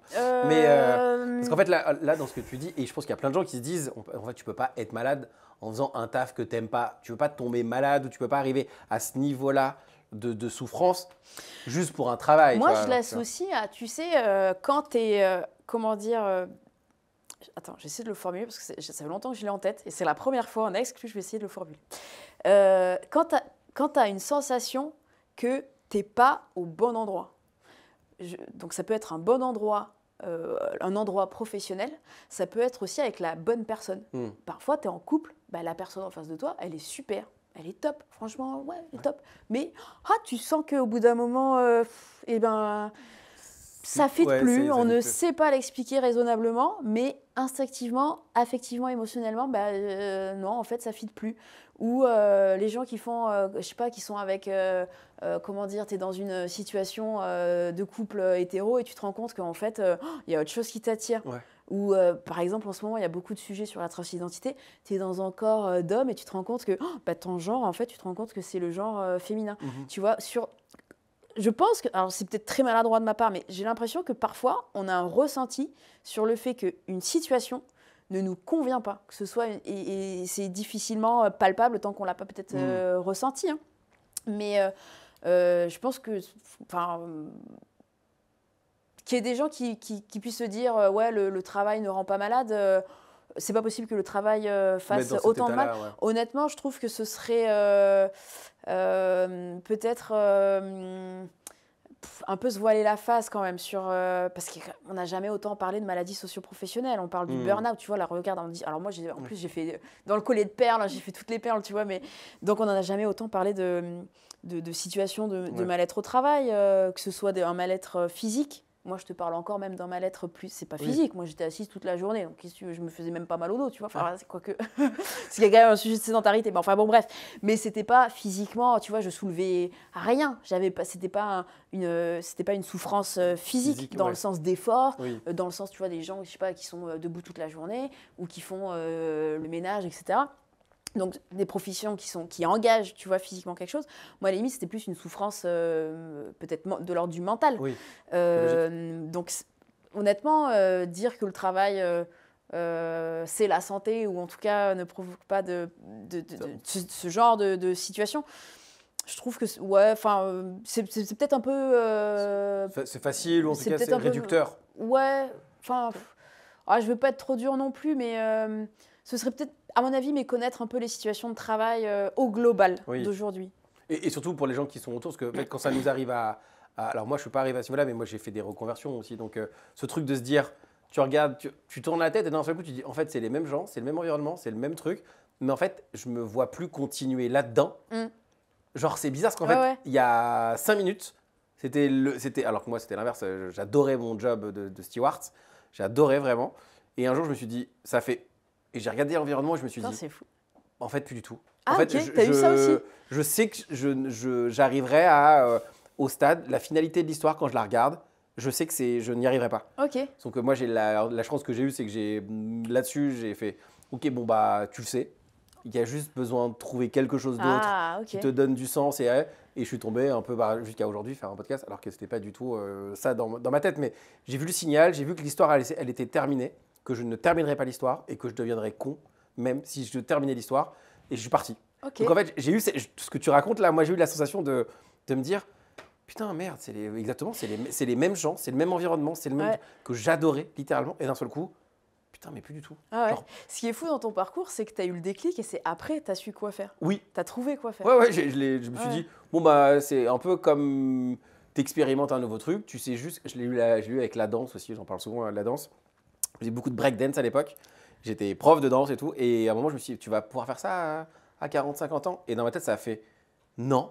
J'ai fait, bah, on va pas continuer en fait. Okay. On va pas. Tu sais que ça d'arrêt. T'as fait du breakdance. Ouais, pendant longtemps. Dingue. Ouais, c'était. Canon. J'ai adoré, meilleur sport ever. J'ai encore des séquelles, j'ai mal au poignet, j'ai mal à l'épaule. T'as dit sport, t'as pas dit danse. J'ai dit. T'as dit meilleur sport ever. Ah ouais, non, pour moi, c'est un sport. Pour toi, c'est ok. De ouf. Un vrai sport de ouf.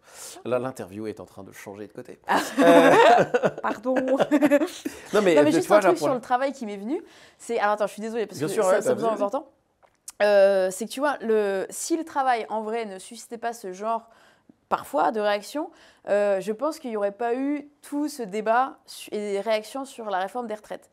Parce que tu vois, il y a quand même, quand il y a eu la réforme des retraites, on ne va pas partir sur un TEDx, mais en tout cas, il y a quand même il y a eu beaucoup de manifestations, il y a beaucoup de gens qui se sont, qui ont envie d'en parler, qui l'ont aussi dénoncé. Et je pense que si vraiment le travail aujourd'hui, c'était le bonheur, la santé, etc., on n'aurait pas eu ça. On n'aurait pas vécu tout ça. Donc toi, à ce moment-là, c'est un raisonnement par l'inverse. Mais je suis d'accord sur. Alors, je suis un peu biaisé. Là, on rentre dans la version de comment moi je vais aussi. Mais moi, j'ai la chance de faire quelque chose. J'ai toujours choisi des trucs que j'aimais faire. Oui, mais parce que nous, on a eu le déclic. Ouais. Et puis, on a aussi trouvé, on a eu peut-être les ressources d'engager aussi autre chose. Je pense qu'il y a une sorte de courage un peu.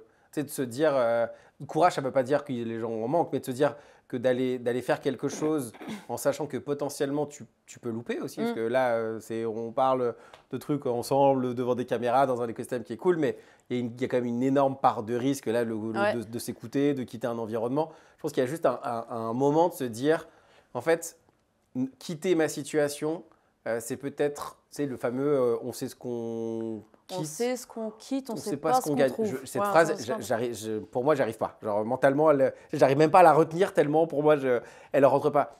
Ben, moi, je suis plus dans le sens, je sais ce que je n'aime pas et je vais découvrir Ok, ce que j'ai potentiellement, je vais mieux aimer. Et pour moi, c'est plus facile de raisonner comme ça. ok. Et je sais qu'il y a beaucoup de gens dont c'est l'inverse. Ils disent potentiellement, c'est mieux de garder ce qu'on a parce que potentiellement, on le retrouvera plus et que c'est difficile. Et donc, tu rentres dans ce truc-là encore et encore. Donc, ça Ok. demande du courage de se dire, putain, en fait, il est possible que j'ai raison. Si je reste dans ma vie comme ça, j'aurai raison. Mais c'est quand même, moi, je trouve que c'est plus intéressant d'essayer de savoir qu'on s'est peut-être trompé sur le fait qu'on était capable de mieux faire. Ah ouais. Mais je trouve que, en vrai, la phrase, elle est super intéressante. Parce qu'on sait ce qu'on quitte. On ne ssait pas ce qu'on trouve. C'est vrai qu'on ne sait pas ce qu'on trouve. Ouais. Imagine ce que tu trouves, c'est un truc de dingue.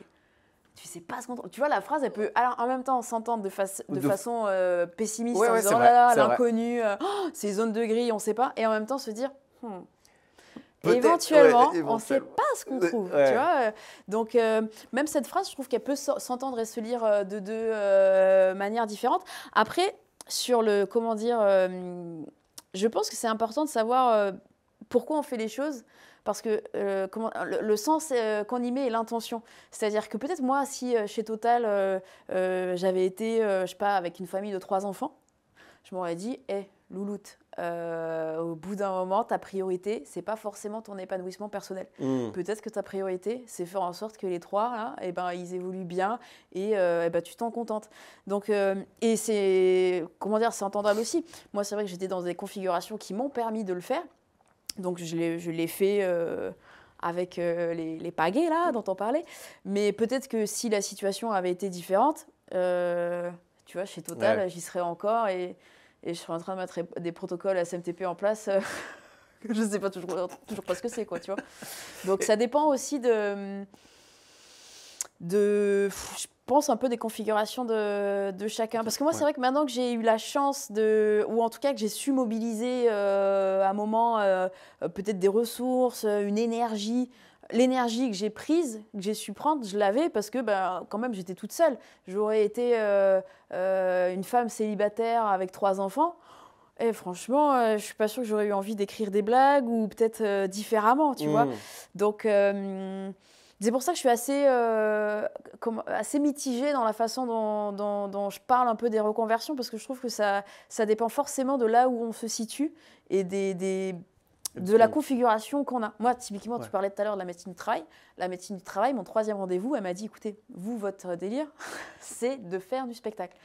Bon, vous êtes célibataire, je suis célibataire, vous avez des enfants, je n'ai pas d'enfants. Vous êtes seul, qu'est-ce qui vous retient ? Rien. Donc en fait, effectivement, je me faisais un nœud au cerveau toute seule. Donc là, c'est vrai que j'étais dans une configuration quelque part, qui le facilitait. J'aurais été dans un autre écosystème ou dans une autre configuration familiale. Peut-être que ça aurait été différent, peut-être plus difficile, je ne sais pas. Moi, je l'ai fait en étant. Alors, oui, dis-nous tout. Dis-nous tout. Moi, je l'ai fait j'avais 2 enfants. Bah, j'ai toujours 2 enfants. J'en ai 2 enfants. J'étais taf chez Transavia, archi bien payé. Et ma femme, elle m'a regardé, elle m'a dit j'ai quitté. T'es sûr ? Et elle m'a dit tu fais ce que tu veux, hein, mais tu penses que tu vas y arriver ? Genre, Et je lui ai répondu non. Je lui ai dit je suis pas sûr. Je lui ai dit je suis vraiment pas sûr. Par contre, je vais tout faire pour arriver à récupérer un rythme, ou en tout cas, et effectivement, il y a eu une passade hyper compliquée, où elle a été hyper intelligente pendant cette période. Je pense que j'aurais pas été aussi intelligent qu'elle. Vraiment, j'aurais peut-être été bête, ou j'aurais peut-être pu avoir des réflexions, parce que j'avais pas calculé que j'allais perdre vraiment beaucoup d'argent, et que ça allait être très très compliqué, et qu'elle a dû changer de taf pour avoir un taf mieux payé, parce que, bon bref. Travail par équipe. Ouais, ça a été très compliqué. Ok. Très compliqué, ça s'est très bien passé, mais en tout cas, oui, effectivement, je te confirme, c'est la petite transition enfant, baisse de salaire, à ce moment-là, où oui, effectivement, elle est compliquée. Genre, de le tenter, là, je m'écoute, je me regarde, est-ce que tu le tentes à ce moment-là ? On fait mieux les calculs, on le fait dans un contexte peut-être différent, mais là, aujourd'hui, c'est intéressant de pouvoir le dire, mais oui, je confirme, genre, tu te poses la question, je pense que si j'avais été tout seul dans cette situation, je l'aurais quasiment fait dans les 6 mois. Okay. Quand là, j'ai pris une année de tout quitter et de recommencer un truc en brûlant tous les bateaux, ce que je ne conseille pas forcément à tout le monde. Mais moi, je l'ai fait dans ce sens-là. Donc Moi, j'aurais eu des enfants, en vrai, je sais pas. Je sais pas répondre. Ouais. Je pense que ça aurait fini par aboutir. J'aurais là, c'est fait ton corps carrément qui te l'a un dit. truc, tu sais, en visio Ouais. avec les marmots. Dis bonjour. Il a dit coucou. Enfin, moi, j'en sais rien. Je sais pas. Je pense que j'aurais trouvé quand même un. J'aurais essayé de trouver un angle. Je sais pas. Je sais pas. En tout cas, qu'est-ce que tu as Oui. trouvé après? Qu'est-ce qui se passe après ce moment-là? Parce que là, ça y est. Alors après, moi, je me retrouve fin 2019, donc enfin libre. Enfin libre. Ça paraît. Je suis sortie du Mordor. Troubadour, officiellement Troubadour. Officiellement Troubadour, tout à fait. Donc là, je joue mon spectacle à la Comédie des Trois Bornes. Je me dis, ouais, je vais vivre ma meilleure vie, c'est génial. Qu'est-ce qui arrive à ce moment-là? Le Covid. Je me dis, c'est pas vrai. Oh, c'est pas vrai, le timing, quoi. Donc, c'est-à-dire qu'au moment où toi t'imagines, ça y est, genre tout est au vert, Ouais, je me sens bien, exact. la scène, ça se passe, C'est ça trop y est, bien, les on est signaux sont content. bons. Ouais. Pouf, Allez, ça les s'arrête. théâtres fermés. Putain, Je suis, c'est oh, dur. Ah j'ai ouais. pas le karma, là. J'ai pas le karma. Non, en vrai, c'est dur. Puis à ce moment-là, tu dois te dire, putain, j'ai quitté un truc qui était safe, donc tout le monde devait Mais non, dire. mais surtout qu'en plus, moi, j'étais sur les outils Microsoft. T'as pas oublié les visios. Ah ouais. Covid, qu'est-ce qui arrive? Les visios, en veux-tu, en voilà. Je me suis dit, c'est pas vrai. T'aurais pu être richissime. Mais ouais, Grâce aux j'aurais pu visios. faire un PEL easy peasy, quoi. Non, mais là, en vrai, c'est dur parce que tu quittes, t'as fait tout ce chemin pour enfin faire du théâtre. T'en fais 3 mois, ça se passe super, c'est génial. Franchement, je me régale. Et là, théâtre fermé. Je me dis, oh non. Et théâtre fermé une fois, théâtre fermé 2 fois. Théâtre fermé, ça dure 1 an et demi, ouais, ça dure longtemps, ouais. la petite boulette là. Et là, en vrai, franchement, psychologiquement, c'est difficile. Mais je le vois comme une épreuve, un peu une épreuve de persévérance. Est-ce que tu veux exactement, est-ce que tu veux, à quoi tu es prête, tu vois? Je l'ai vu comme ça, je l'ai vu comme un défi. Je me dis, si je sors de cette épreuve, ça va être le feu. Parce qu'on t'a rappelé pour venir, parce que là, à ce moment-là, on te... Mais non, mais tu sais pas. On m'a pas rappelé, mais c'est moi, parce que tout le monde m'a stressée. Ma mère m'appelait tous les jours. T'es sûre, tu veux pas venir descendre dans le sud, parce que nous, on est quand même. Ouais, parce que nous, moi, j'ai confiné dans un appart parisien quand même. Ah, c'est pas. Ouais. Pas fou. Et donc, ma mère m'appelait tous les jours pour des nouvelles, tout ça, parce que le climat était quand même assez bizarre. on n'était pas sur tous, ambiance carnaval, quoi. Et donc, tout le monde m'a, j'étais moi-même stressée toute seule. Le climat était hyper anxiogène. Et donc, c'est vrai qu'à ce moment, je me retrouve sur un CV qui est quand même assez chaud, une prise de décision qui est effectivement assez chaude, mais qui peut se rectifier selon les prismes. Et donc, c'est vrai que tout me stresse. Je me dis, oh là, c'est pas vrai, ma mère me stresse, la télé me stresse, comment il s'appelle, la Bruno Salomon à l'époque me stresse. Tu vois, je me souviens encore de son nom prénom. C'est celui qui racontait les chiffres à la fin, les reportings de fin de journée. J'avoue, je me rappelle même plus. Ok. Tu vois, c'est tellement anxiogène, je te l'ai sorti direct. Donc, je me dis, visiblement, le karma n'est pas avec moi, je vais quand même essayer de... Parce que c'est vrai que je connais très bien les visios, donc je me dis, bon, peut-être, c'est vrai que c'est peut-être raisonnable, c'est ça que je me dis à ce moment-là, je me dis, c'est peut-être raisonnable de remettre un petit pied dedans l'espace de 6 mois, et puis après, quand tout revient un peu dans l'ordre, je me relance, quoi. Là, je passe 2 entretiens téléphoniques. Je me suis dit, non, en fait, je peux pas. C'est toujours pas possible. Je me retrouve au téléphone. En train d'expliquer MC2I. Ouais, j'ai mis en place des protocoles à SMTP, j'ai eu de très bons retours. Puis en plus, j'étais tombée sur, tu sais, les RH qui sont mi-RH, mi-commerciaux. Donc on est une grande famille. J'étais là, j'en ai déjà eu. Donc en fait, je me suis dit, non, je peux pas remettre un pied là-dedans, c'est pas possible. Donc j'ai persévéré. Je me suis dit, les théâtres sont fermés, la scène n'est pas possible, tout le monde fait des vidéos. Pourquoi pas moi? Donc là, je me mets à faire plein de vidéos, mais je me mets à faire plein de vidéos sur un milieu que je viens de connaître, qui est le milieu de l'entreprise. Donc je fais plein de vidéos sur les visios, sur Teams, SharePoint, les réunions et compagnie. Et j'en fais, parce que, en fait, j'en fais puisque j'ai que ça à faire. Donc j'en fais pas mal. Et au bout d'un moment, je me fais, repérer par Microsoft pour faire une web série. Et alors c'est très marrant parce que du coup, c'est très marrant. C'est moi qui dis c'est très marrant. C'est potentiellement pas marrant, mais enfin bon. Et donc je fais une web série avec Microsoft et c'est cette web série qui finalement me permet d'avoir l'intermittence, donc d'avoir mon petit statut de troubadour junior, tu vois, d'avoir un peu une sécurité, on va dire, quand même dans une forme un peu de stabilité financière qui me permet de prendre le temps d'écrire un spectacle, de réécrire un spectacle. Pourquoi? Parce que Bon, en gros, toute cette période-là, il s'est passé plein de choses et je pense que le spectacle que j'avais quelque part, j'avais beaucoup évolué depuis, donc j'ai eu envie de réécrire quelque chose qui, je pense, me convenait mieux à peut-être la personne que j'étais en train de devenir à ce moment-là. Donc je réécris un spectacle et puis après, les choses s'enchaînent assez vite, ouais. Donc t'es pas passé par la case Pôle emploi? Je suis passée par la case Pôle emploi. Ça s'est passé comment? Eh ben écoute, ah non mais c'était génial. Ah, ouais, tu fais bien de poser la question parce que j'arrive chez mon conseiller, enfin pas chez lui, mais je veux dire au bureau de mon conseiller. Il me dit ah ouais Lucie machin, donc vous consulting interne chez Total, vraiment lundi vous avez trouvé et encore parce qu'on est vendredi soir quoi. Et là je lui dis mais non mais en fait pas du tout, moi je veux faire humoriste. Alors attendez une petite seconde. Et là, en fait, il s'est dit, j'avais gagné des il s'est dit, oh là là, c'est bon, ce soir, je finis à 18h, ce soir, il y a Koh Lanta à la maison, et en fait, pas du tout. Et en plus, en vrai, c'est intéressant parce que moi, j'étais donc effectivement, à l'époque, Pôle emploi des cadres. Et donc, il se dit, bah, c'est OK, en plus, mon expérience, elle est récente, donc ça va vite. Et donc, je lui demande, en gros, des infos sur Pôle emploi spectacle. Et alors là, c'est comme si de mars, je lui demande des infos sur Vénus. Vraiment, il me dit, je sais pas, alors attendez, vous me faites un mail. Et puis je réponds, bon, peut-être en début de semaine, lundi, mardi, je vous envoie un PJ. Enfin, Pôle emploi, je sais qu'ils sont dans le 15e. Ils sont dans le 15e.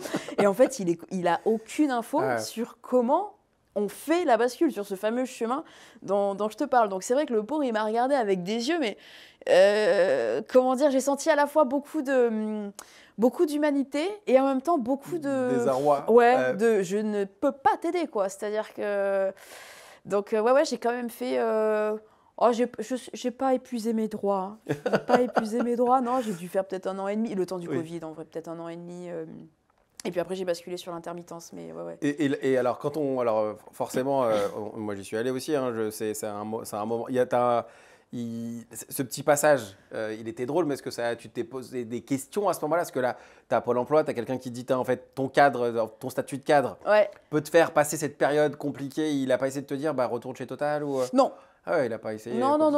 Alors en vrai, si, le seul petit élément chez moi qui a changé, c'est que du coup, bah, effectivement, j'avais le statut de chômeuse, donc pendant peut-être, je sais pas, 15 mois, entre 12, je sais plus, entre 12 et 15 mois en vérité. Comme avec le Covid, je me perds un peu, mais entre 12 et 15 mois, je pense qu'effectivement, j'ai eu le statut de chômeuse. Et c'est très marrant parce que du coup, je suis passée de cadre sup à chômeuse, et dans le regard des gens, mais c'est comme s'il y avait une dégringolade. Genre, je suis passée de, je sais pas, waouh, à tu profites du système. Et donc, comment dire, ça m'a confrontée parce que je me suis dit, mais non, je profite pas du système. En fait, il faut remettre un peu, tu sais, comme on dit, la barre sur les T, les points sur les. Je dis, mais en fait, moi, j'ai un projet professionnel de reconversion. Ces droits-là, ils sont pas sortis de. Je suis assez, comment dire, je peux être. Assez tranchée sur les... En fait, je me suis rendu compte que le chômage, c'est pas souvent, dans l'inconscient des gens ou même le conscient des gens, on y associe un truc de profiteur. C'est les vacances, c'est YOLO. Tu bois des cocktails, tu t'amuses. Et moi, je pense d'ailleurs, il y a des gens de mon entourage qui ont peut-être pu le dire. Hein, Lucie, là, elle se paye le chômage à faire des vidéos. Mais c'était une étape de professionnalisation, de la même manière que j'ai fait des études. Moi, je le voyais vraiment de la même manière. C'est-à-dire que j'ai cotisé pendant X années. C'est un droit. J'ai fait exactement la même chose. Et puis c'est une chance de fou de pouvoir te dire que tu as 1 an pour lancer, tenter des choses, même louper, genre te dire que tu loupes et relancer. Moi, ça m'a mis un timer. Je me suis dit, j'ai 2 ans pour faire quelque chose. Bon, au final, ça a été un peu plus court, tant mieux. Mais je me suis dit, j'ai 2 ans pour faire la bascule. Et je suis très contente parce que moi, j'ai pas l'impression d'avoir profité de quoi que ce soit.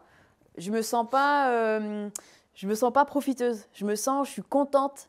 Merci. Le droit et les gens qui à un moment peut-être se sont dit bah tiens c'est légitime de le faire. Plutôt une reconnaissance d'y avoir eu accès et d'avoir pu en bénéficier et de l'avoir fait parce que effectivement ça m'a permis de sécuriser mon projet, qui est un projet, oui, de troubadour, mais qui est quand même un projet professionnel. Et troubadour chez Microsoft aussi, quand même. J'ai fait troubadour, enfin, j'étais pas troubadour chez Microsoft, mais j'ai fait, effectivement, on a eu ce projet ensemble. Ouais. C'est à ce moment-là où ça commence à s'accélérer, ou Bah tu ouais. commences à avoir genre à ce moment-là, qu'est-ce qui se passe dans ta tête À ce moment-là, on me reconnaît sur la ligne 1. Je me dis, mais c'est fantastique. Non, mais en vrai, à ce moment-là, je comprends. En fait, c'est le premier projet d'écriture. C'est vraiment le.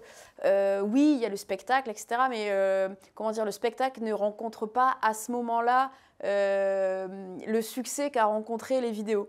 Les vidéos, elles ont été partagées, ça a fait des millions de vues, on m'en parle encore. Tu sais quoi, je les ai jamais vus. Oh, Je vais pas te mentir, tu sais que c'est pas grave, mais tant mieux, tant mieux. je suis en train de me dire que je suis passé à côté de ça. Pour de vrai. Mais parce que t'es pas sur LinkedIn. Franchement, j'y vais pas. J'essaye d'y aller, mais est-ce qu'on fait un débat sur LinkedIn maintenant? Je sais pas. Ah non, non. Je sais que t'aimes bien. Je sais que t'aimes bien LinkedIn parce que Mais on je va en parler dois, après. moi, mon premier. On va en parler. mon On va en premier parler coucou. juste Ah, après. On va en Ça parler. marche. Bon, Mais bref, en tout cas, cette web série, super parce que c'est un premier projet d'écriture, de réflexion. Je me dis, tu vois, j'ai pensé arc narratif, le scénario, comment ça se construit avec des personnages, comment ça évolue, etc. Ils m'ont laissé une carte blanche incroyable.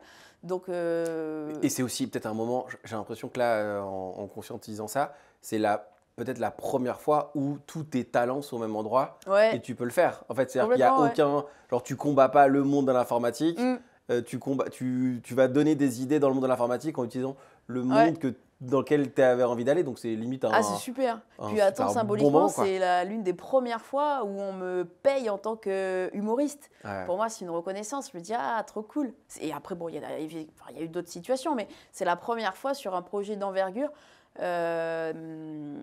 où effectivement, la reconnaissance, elle est sur ce métier humoriste. Tu vois, c'est Microsoft travaille avec l'humoriste Lucie Carboy. Je dis, Ouais. ah, ils ont mis humoriste.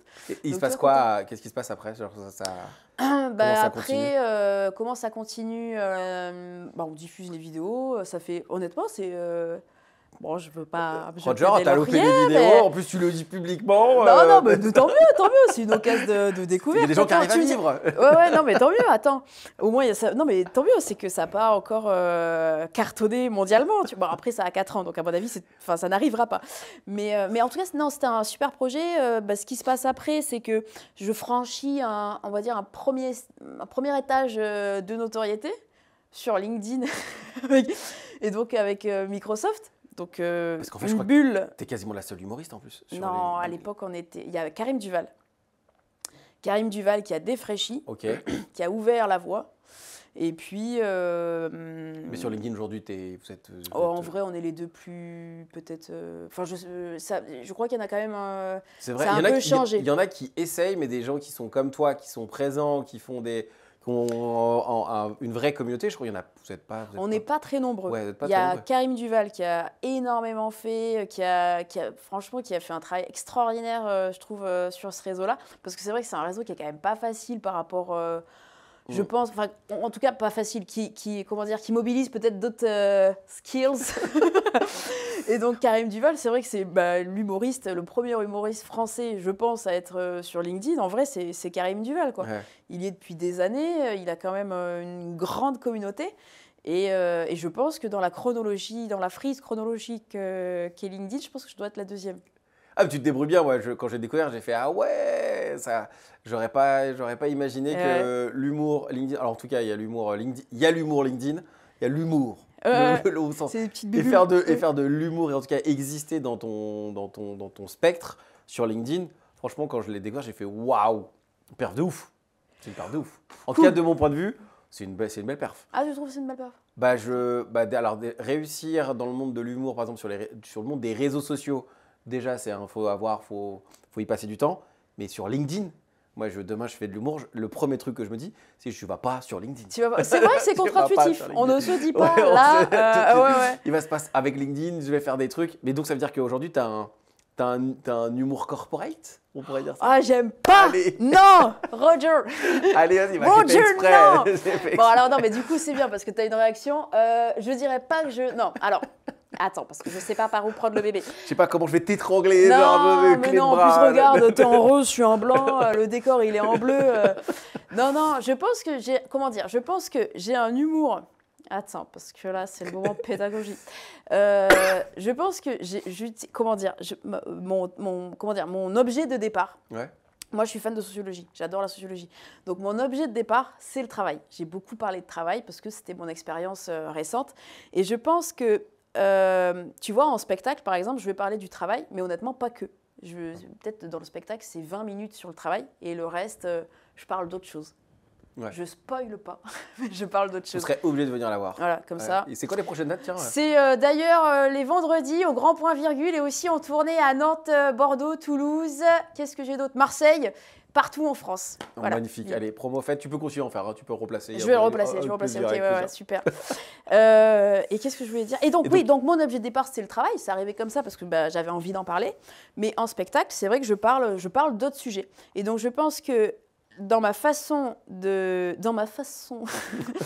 parler du travail, je mobilise les mêmes, les mêmes peut-être les mêmes un peu techniques d'observation ou jouer sur le même décalage, mais sur d'autres sujets. Donc je dirais pas que je suis humoriste corporate parce que je trouve que c'est aussi juste que c'est faux, parce que ou en tout cas incomplet, parce que je vais parler du travail, mais tu vois par exemple sur les chroniques France Inter, je parle pas du tout, voire même jamais de travail. En spectacle, je parle peut-être 20 minutes de travail et le reste, c'est surprise.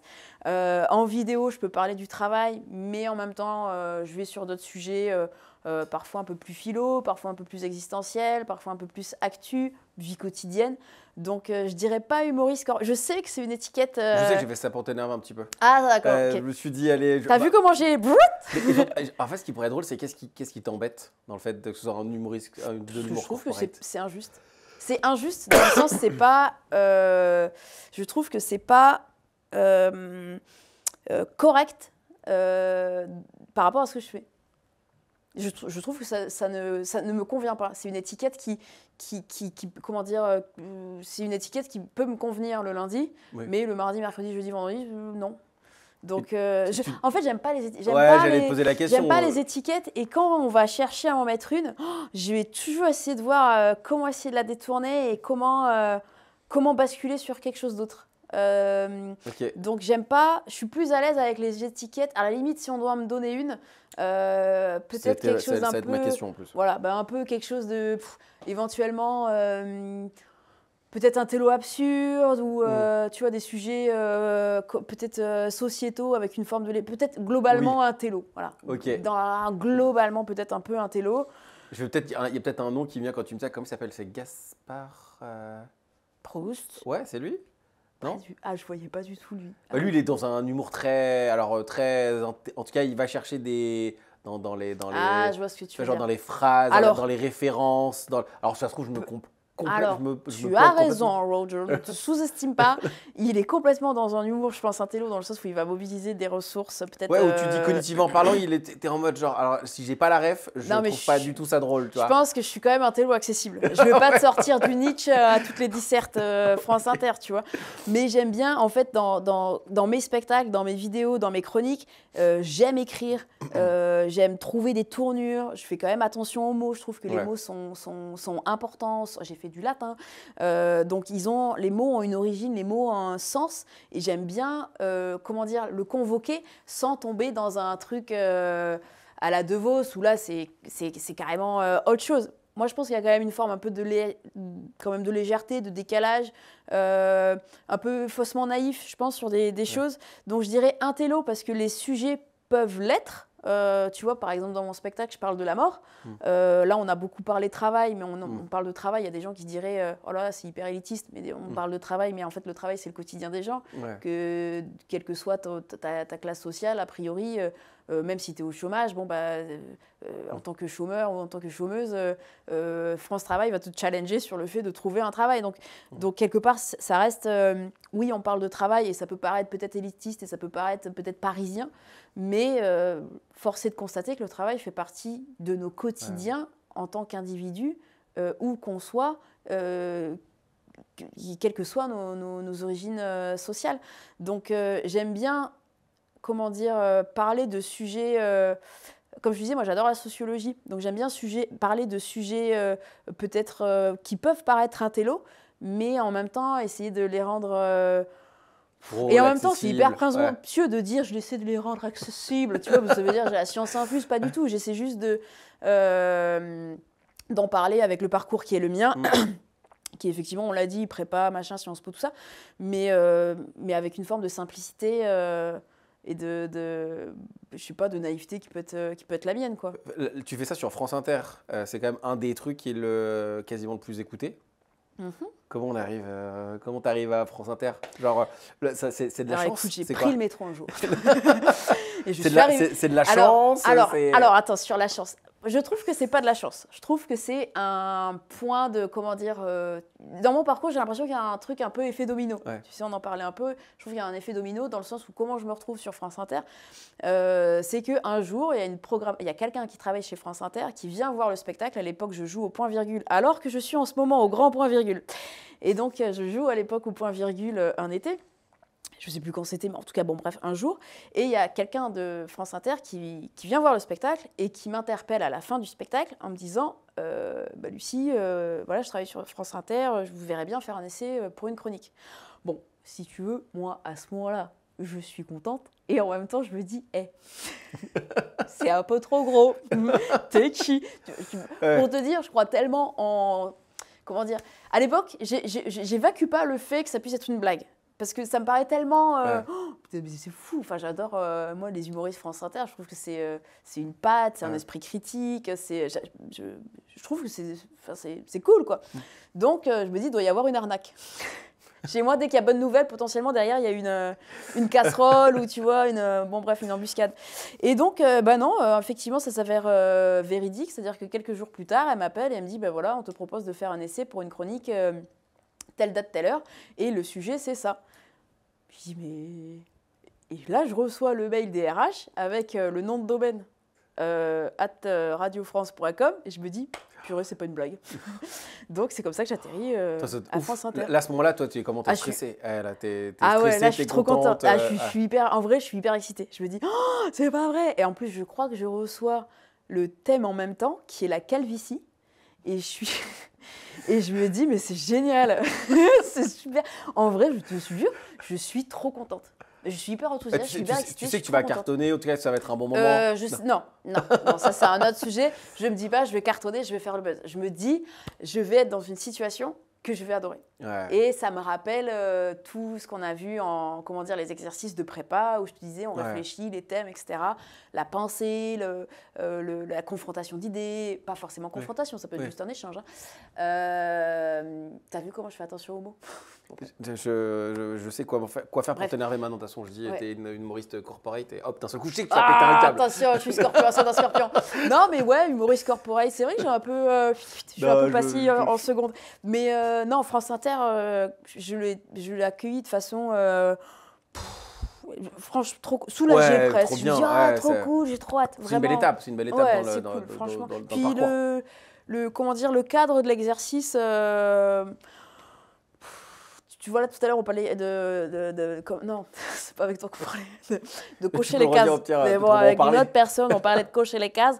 Ça cochait toutes les cases, c'est-à-dire qu'il y avait un sujet, il y avait une réflexion, il y avait une pensée, et puis le délivrer en blague, moi, je trouve super. Donc, France Inter, c'était une super nouvelle. Il y a une phrase que tu dis qui est t'es allé pour retirer le petit côté du comment ça s'appelle, corporate, humoriste corporate, pour rester un peu sur la blague, que t'es l'humoriste la moins connue des Français mais la plus connue du CAC 40. C'est une de tes punches. C'est une de mes blagues, ouais. Qui est plutôt. C'est vrai que. Il y a quoi? C'est Xavier Demaison qui venait aussi du... François Demaison, tout à fait, de la finance. J'ai oublié, oui, désolé absolument. s'il vient, tu m'en voudras pas. Vous n'êtes pas nombreux finalement dans ce monde-là à faire... Il y a Karim Duval. Tu sais que je ne connais pas, je connais pas. Je suis désolé. Mais c'est une bonne occasion de connaître. Ouais, c'est Karim Duval qui joue son spectacle d'ailleurs Entropie. Okay. En France et en tournée. En France et en tournée, ça veut rien dire, mais bon, à Paris en tournée, pardon. Donc il y a Karim Duval, il y a François-Xavier Demaison, qui venait de la finance. Il y a Caroline Vigneault qui était avocate. Ok. Ah oui, ok. On est quand même plus, quelques-uns. Quelques-uns. Après, c'est pas, c'est moins. Il y en a moins. J'ai vu ta tête, je me suis dit, je vais te faire engueuler. Il y en a moins. Ah bah, t'es comme ça. Comment ça, moins Tu vas dire quoi? Vous êtes moins nombreux, j'allais dire. Vous êtes moins nombreux. Ah oui, cet écosystème. dans le monde de la corporate, et il y a moins de gens qui Il y a moins tentent de le gens pas. qui osent en sortir pour faire des blagues, tu veux dire? Ah, J'ai peut-être, l'impression. ouais. Donc maintenant, la France Inter, forcément, petite étape, et c'est une belle étape pour le coup. Qu'est-ce qui se passe ensuite? Genre, comment tu bascules plus souvent sur les scènes? Comment tu vois ta vision Et ben en tant écoute, qu'humoriste tout déjà court? c'est continuer de rencontrer les gens. Moi j'adore, tu vois par exemple je joue mon spectacle en ce moment au Grand Point Virgule et aussi en tournée. Et je t'assure que c'est un plaisir de rencontrer le public qui s'est déplacé. Je trouve ça, franchement, je trouve ça trop cool. Donc, continuer de confronter aussi, tu vois, par exemple, en spectacle, je parle du travail, mais tu as bien compris que je parle aussi d'autres choses. Je parle un peu de la mort, je parle globalement un peu tout ce qui est un peu convention parfois sociale. Alors là, comme ça me fait un peu pompeux, mais globalement, c'est expliquer que mes parents, ils ont investi dans un caveau mortuaire. Et donc, souvent, il y a des gens qui me disent, mais c'est vrai, mais du coup, il y a combien de places? Enfin, tu vois. Est-ce qu'il y a une mezzanine? Est-ce qu'il y a une mezzanine? Il y a un rooftop? Comment on fait? Attends. Donc, ou parfois, tu vois, par exemple, je parle aussi du male gaze dans la vie d'Adèle. Le male gaze dans la vie d'Adèle. J'ai pas vu la vie d'Adèle. T'as pas vu la vie d'Adèle? Bon, Eh j'ai ben, pas la ref. tu viendras voir le spectacle Ok. et du coup, tu auras une synthèse. En gros, le male gaze, c'est le regard masculin sur la femme en tant qu'objet sexuel. Donc, c'est un courant sociologique qui vient des États-Unis. Et donc, comment dire, je parle de ça, j'explique ça à travers un texte. Et donc, souvent, effectivement, après, il y a des gens qui me disent « Ah, mais du coup, ça se passe comme ça. Moi non plus, j'ai pas vu le film. Est-ce qu'il faut le voir ?» Enfin, tu vois, j'aime bien la partie rencontre, échange avec les gens. En plus, maintenant que je suis en tournée, parfois, je fais aussi des blagues sur la ville où je me situe. Et je trouve que ça, franchement, je trouve ça trop cool l'aspect rencontre, échange tu vois, là j'étais à Lyon il n'y a pas très longtemps, ils m'ont parlé d'une tour Eiffel lyonnaise, je me dis mais vous n'avez pas la tour Eiffel quand même? Si, on a la tour Eiffel, on a une antenne radio, enfin je trouve que c'est des moments je sais pas d'échanges qui peut-être m'ont manqué et que je suis tellement contente de retrouver. Donc pour répondre à ta question, c'est continuer le spectacle que je suis en train qui tourne en ce moment. Ta vision de l'humour par rapport à ce que tu imaginais et celle d'aujourd'hui, il y a des choses qui ont changé? En tout cas, dans ta vision de, tu vois, la perception, on parlait tout à l'heure, la perception du travail qu'on a et qui d'un seul coup, on tourne la tête et en fait, c'est les mêmes gens. Est-ce que, tu les vois plus pareil? Ouais. Est-ce que toi, dans l'humour, il y a une évolution de ce que tu imaginais pouvoir faire et ce que tu fais aujourd'hui? Alors, je trouvais que, je sous-évaluais, je pense, l'importance des réseaux sociaux et des vidéos. C'est-à-dire que pour moi, quand on écrivait un spectacle et qu'il y avait quelque chose concrètement pour le ramener à moi, puisqu'on parle de moi et les autres, je ne sais pas forcément comment ils font, moi j'ai écrit un spectacle, je suis contente de le défendre, j'ai envie de le défendre, je suis contente de le présenter au public. Et donc, je m'attendais à ce que presque les gens t'attendent. C'est tout, quoi.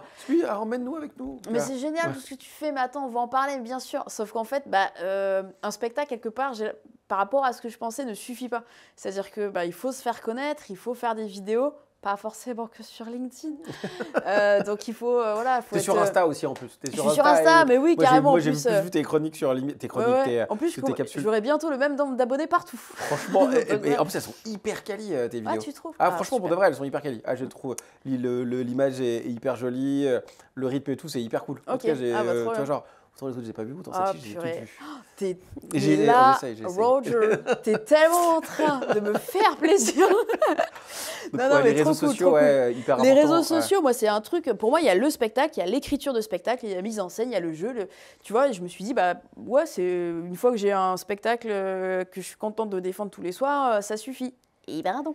Mais j'ai l'impression qu'il y a beaucoup ça chez les artistes, que je bosse avec quand même pas mal d'artistes, et il y a toujours ce truc, opposition presque entre le fait de créer quelque chose qui doit aller à la rencontre des gens, mais de ne pas le mettre en avant plus que ça, parce que le mettre en avant, ça voudrait dire que potentiellement il y a un doute sur le fait que c'est bon, que c'est pas bon, que ça va être accepté. Alors moi, j'ai pas du tout.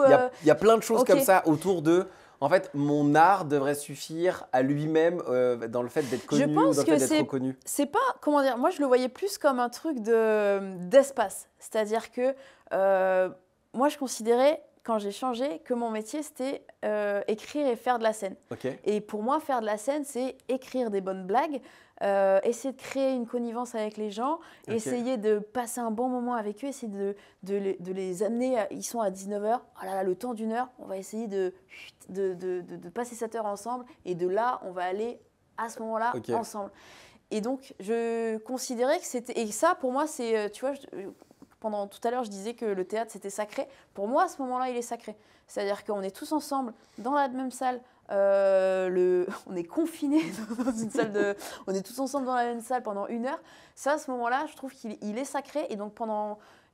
Je suis toujours... comment dire, pendant longtemps, j'étais très... réticente à sortir des extraits. Non pas parce que, oui, tu sais, c'est un délire d'artiste, de machin, parce que je trouve que ça, c'est... Ah là là, on a tellement de... On met, comment dire, on est tellement surconnecté par ailleurs, avec, surtout moi venant de l'informatique quand Ouais. même, dans les Instagram et les TikTok et les machins, comment dire, même parfois tu sais, de l'aspect superficiel qu'on peut avoir dans la communication, que là, punaise, juste les portes sont fermées, on a demandé à ce que les téléphones ils soient en mode avion, on est ensemble, ah punaise, essayons de faire en sorte qu'on le reste. Tu vois, moi je trouve ça super. Et donc sortir des extraits de spectacles, que ce soit même de l'interaction ou même des blagues, pendant longtemps pour moi ça a été compliqué à envisager. Là je commence à trouver un truc avec lequel je suis à l'aise parce que c'est en sortie de spectacle. Le spectacle c'est terminé, je fais des petites blagues et après je le diffuse sur les réseaux sociaux si je trouve ça intéressant. Mais pendant longtemps, ce moment-là pour moi il devait être limite exclusif. Ouais, c'est une parenthèse confidentielle avec Ouais. le public qui doit rester intime. C'est limite un moment à nous. Ouais. C'est un peu comme ça que tu le dirais. Exact. C'est notre moment à nous, il n'y a pas de besoin de le partager. C'est ça. Il est bien parce qu'il justement il est confidentiel presque. Ouais. Moi, pendant Ok. longtemps, j'étais comme ça. Et bon, maintenant, je commence à un peu évoluer parce que c'est intéressant aussi de, comment dire, peut-être faire des ponts entre la scène et les réseaux sociaux. Mais d'une certaine manière, à ce que pendant le spectacle, ça reste intimiste, ça reste... tu vois, moi, je suis très mal à l'aise, par exemple, à faire des moments d'interaction que ensuite je vais diffuser. Ça, Ouais, c'est pas dans ton système de fonctionnement. Je ouais. respecte complètement Bien sûr, quand c'est un c'est fait, mécanisme comme un autre. mais ça... j'ai l'impression qu'il y a un truc, ça me va Ça pas. te convient pas. Non, ça me va pas. Mais parce que j'aime bien le... Oh là là, tu sais, le côté... on est ensemble pendant 1 heure, ça va être trop cool. Et là, on est entre nous. Genre, on est tous ensemble pendant 1 heure. Et puis Ce qui est les difficile réseaux, avec tout ce ça. mécanisme, c'est que forcément les gens s'y connaissent moins, donc ils viennent moins en spectacle. Et c'est un peu le serpent qui se mord la queue, entre guillemets, dans le sens où forcément il faut être reconnaissable, reconnu pour quelque chose, pour avoir envie de passer ce moment un peu confidentiel. Ouais. Mais si tu es tellement confidentiel qu'on ne sait pas que tu existes, il y a un problème, tu vois. Tout à fait. C'est un peu l'équilibre que... Mais je tâtonne là-dessus. Tout n'est pas, tu vois, figé dans le marbre. Moi, j'avais mes convictions sur ce sujet. Les réseaux sociaux, pour moi, c'était autre chose. J'évolue aussi. Comme je te disais, moi, j'essaie de tester maintenant une petite formule avec laquelle je me sens à l'aise ou en post-spectacle, je vais tester quelques petites blagues, peut-être d'actualité.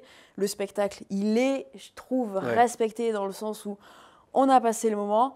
Maintenant, voilà, j'ai envie de proposer des blagues un peu exclusives post-spectacle. On va les faire ensemble, on va voir ce que ça donne. Et puis, si c'est intéressant, on va les partager. Et c'est un peu ton aparté, un peu ton aparté au monde, entre guillemets. Ouais. C'est de dire, allez, toute la partie d'avant, elle est à nous. Quand vous viendrez, on le vivra ensemble. Mais par contre, regardez ce que vous pouvez vivre en venant, mais qui n'est pas ce que vous voyez exact. en fait. Ouais. C'est un peu j'ai mis du temps à arriver à cet endroit-là, mais c'est finalement une situation dans laquelle je suis à l'aise parce que je trouve que si les images... Enfin, j'ai pas envie non plus de faire du contenu pour faire du contenu. Ça, je trouve ça...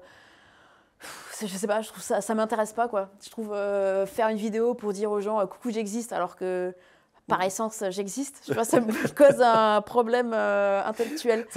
Puis comme ça. Donc je trouve que si on poste après les spectacles, il y a ce petit interlude, un peu de transition entre les réseaux sociaux, le spectacle qui vient de se dérouler, intellectuellement je suis beaucoup plus à l'aise. Et si ce que je dis est intéressant et que voilà, ça se diffuse... Enfin, je veux dire, si c'est pertinent, bon, bah là, on va envisager une diffusion sur les réseaux sociaux. Tu sais que dans la musique, il y a beaucoup de talents qui émergent parce que justement, ils sont allés sur les réseaux sociaux. Ah bah oui, mais je sais, ouais. C'est ça qui est dingue, c'est que maintenant, même les mécanismes des professionnels, c'est d'aller scroller et d'aller checker, d'aller voir, d'aller découvrir. Et il y a des gens qui sont un peu comme avant, on disait, ah, on va découvrir une scène, on va découvrir un artiste. Maintenant, avec ton pouce, tu peux Ouais, le je trouve découvrir. que ça doit pas être le seul critère, tu vois. Parce que moi, je tiens à ce que quand les gens ils viennent voir le spectacle, ils aient Ah, ils découvrent. ils aient un enthousiasme, tu vois, un enthousiasme, qu'est-ce qu'elle va nous faire, la Carbone, tu vois. Plutôt que, ouais, bon, on a tout vu en vidéo, on a tout scrollé, en fait, toutes ces blagues, finalement, on les connaît, tu vois. Moi, ça m'est arrivé avec c'est un mon artiste. angoisse. Ça m'est arrivé avec un artiste dont je ne citerai pas le nom, que j'ai adoré. On va le voir en spectacle, un humoriste pour le coup. Et en fait, pendant le spectacle, limite, en fait, t'attends presque les vannes, Ah, purée. mais tu sais ce qui va se passer. Ah là là, ouais. Et en fait, les autres vannes sont pas Tu les connais. aussi bien que celles qui sont connues. Donc c'est un truc un peu bizarre de t'es allé voir quelque chose, tu savais pourquoi tu C'est comme venais. si t'allais voir un replay. Ouais, Non en moins bien. Ah ouais, je trouve ça trop dommage, tu vois. Ça m'est arrivé qu'une seule fois. Hein. Ça Ok. m'est arrivé qu'une seule fois où j'ai fait OK. Donc en fait, maintenant, par exemple, certains humoristes pour le coup, ou que j'aime bien, je consomme pas trop leur spectacle Ah, ok, pour ne pas, quand je vais en spectacle, me dire, ah, en fait, je connais toutes les phases, ok. je les connais et c'est OK. Mais je vois très bien cette sensation d'arriver et de ne pas vouloir que les spectateurs ils aient cette impression de déjà vu, c'est de Ah dire, ah, mais ouais. j'ai déjà vu en fait, j'ai Ouais. déjà vu. C'est un travail d'équilibriste hyper compliqué. Mais parce qu'en fait, on est quand même dans un milieu professionnel où il faut se montrer, il faut t'as quand même la logique des algorithmes qui Ouais, faut exister, valorise quoi qu'il arrive, la faut exister, persévérance et la régularité. Et plus t'es régulier, même si tu publies tous les jours, mais t'imagines pour être pertinent, drôle, efficace tous les jours. Enfin, c'est une équipe. Bah, Je dis pas que c'est impossible. ouais. Hein. Je dis mais c'est quand même une mobilisation. Tu fais que ça, quoi. Donc Faut mettre les mêmes process que dans le MC2I. Ouais, tu mets les c'est mêmes des équipes, process. c'est des équipes agiles, ouais, de ouf, avec des process de dingue. On fait un Non. sprint, là, on fait un sprint. Puis, non, mais puis même, tu as l'économie aussi Ouais. des réseaux sociaux, qui est pas... tu as des gens qui sont suivis par des millions d'abonnés, mais ça dépend comment dire, des réseaux sociaux. Ouais. Potentiellement, à la fin du mois, tu as peanut, tu vois. Donc, je trouve que ça confronte aussi sur la valeur comment dire, la reconnaissance qu'on fait de notre valeur, tu vois, de création, d'écriture, etc. Moi, je sais que je fais beaucoup de vidéos, c'est des pensées, c'est des réflexions, mais c'est des choses que je ne vais pas forcément faire en spectacle, parce que je me dis, mais je n'ai pas envie que les gens se disent, déjà vu. Tu vois, Ouais. je trouverais ça trop dommage. Mais du coup, par voie de conséquence, bah, quelque part, ça m'oblige à faire autre chose et à proposer autre chose. Et Un nouveau format ou un nouveau concept. un nouveau format où les gens ils se Ouais. disent, ah bah tiens, son univers ou son registre m'intéresse, je vais essayer d'en savoir plus, quoi. On arrive sur la fin du podcast. Ok. Est-ce que tu te voyais en arriver là quand tu as commencé, ce périple après Total, après ce moment à la médecine du travail? Est-ce que tu te voyais en arriver là où tu en es et où est-ce que tu as envie d'aller? Non, Ensuite. franchement, non. Là, je commence à être dans une étape où je prends un peu le temps de regarder dans le rétro. Parce que tu vois, il n'y a pas très longtemps, je jouais le spectacle au Grand Point Virgule. Et je me souviens qu'à l'époque, moi, j'y passais, je me disais, mais qui sont ces gens qui arrivent à faire ce métier fabuleux, quoi. À l'époque, je crois qu'il y avait Caroline Vigneault à l'affiche.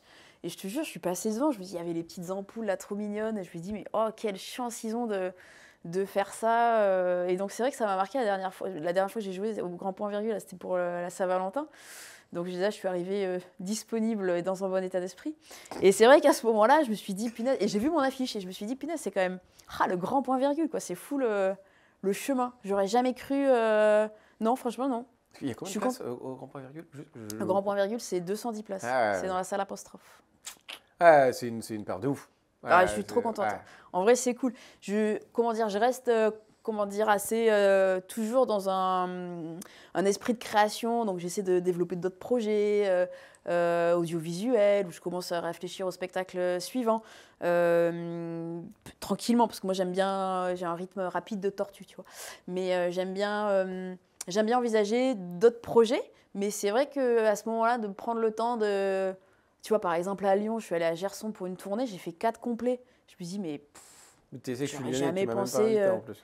mais si je t'ai fait un message, tu m'as laissé un vu. Arrête. Je t'assure. Non, c'est une blague. Mais attends, mais si, nous, c'était pas toi.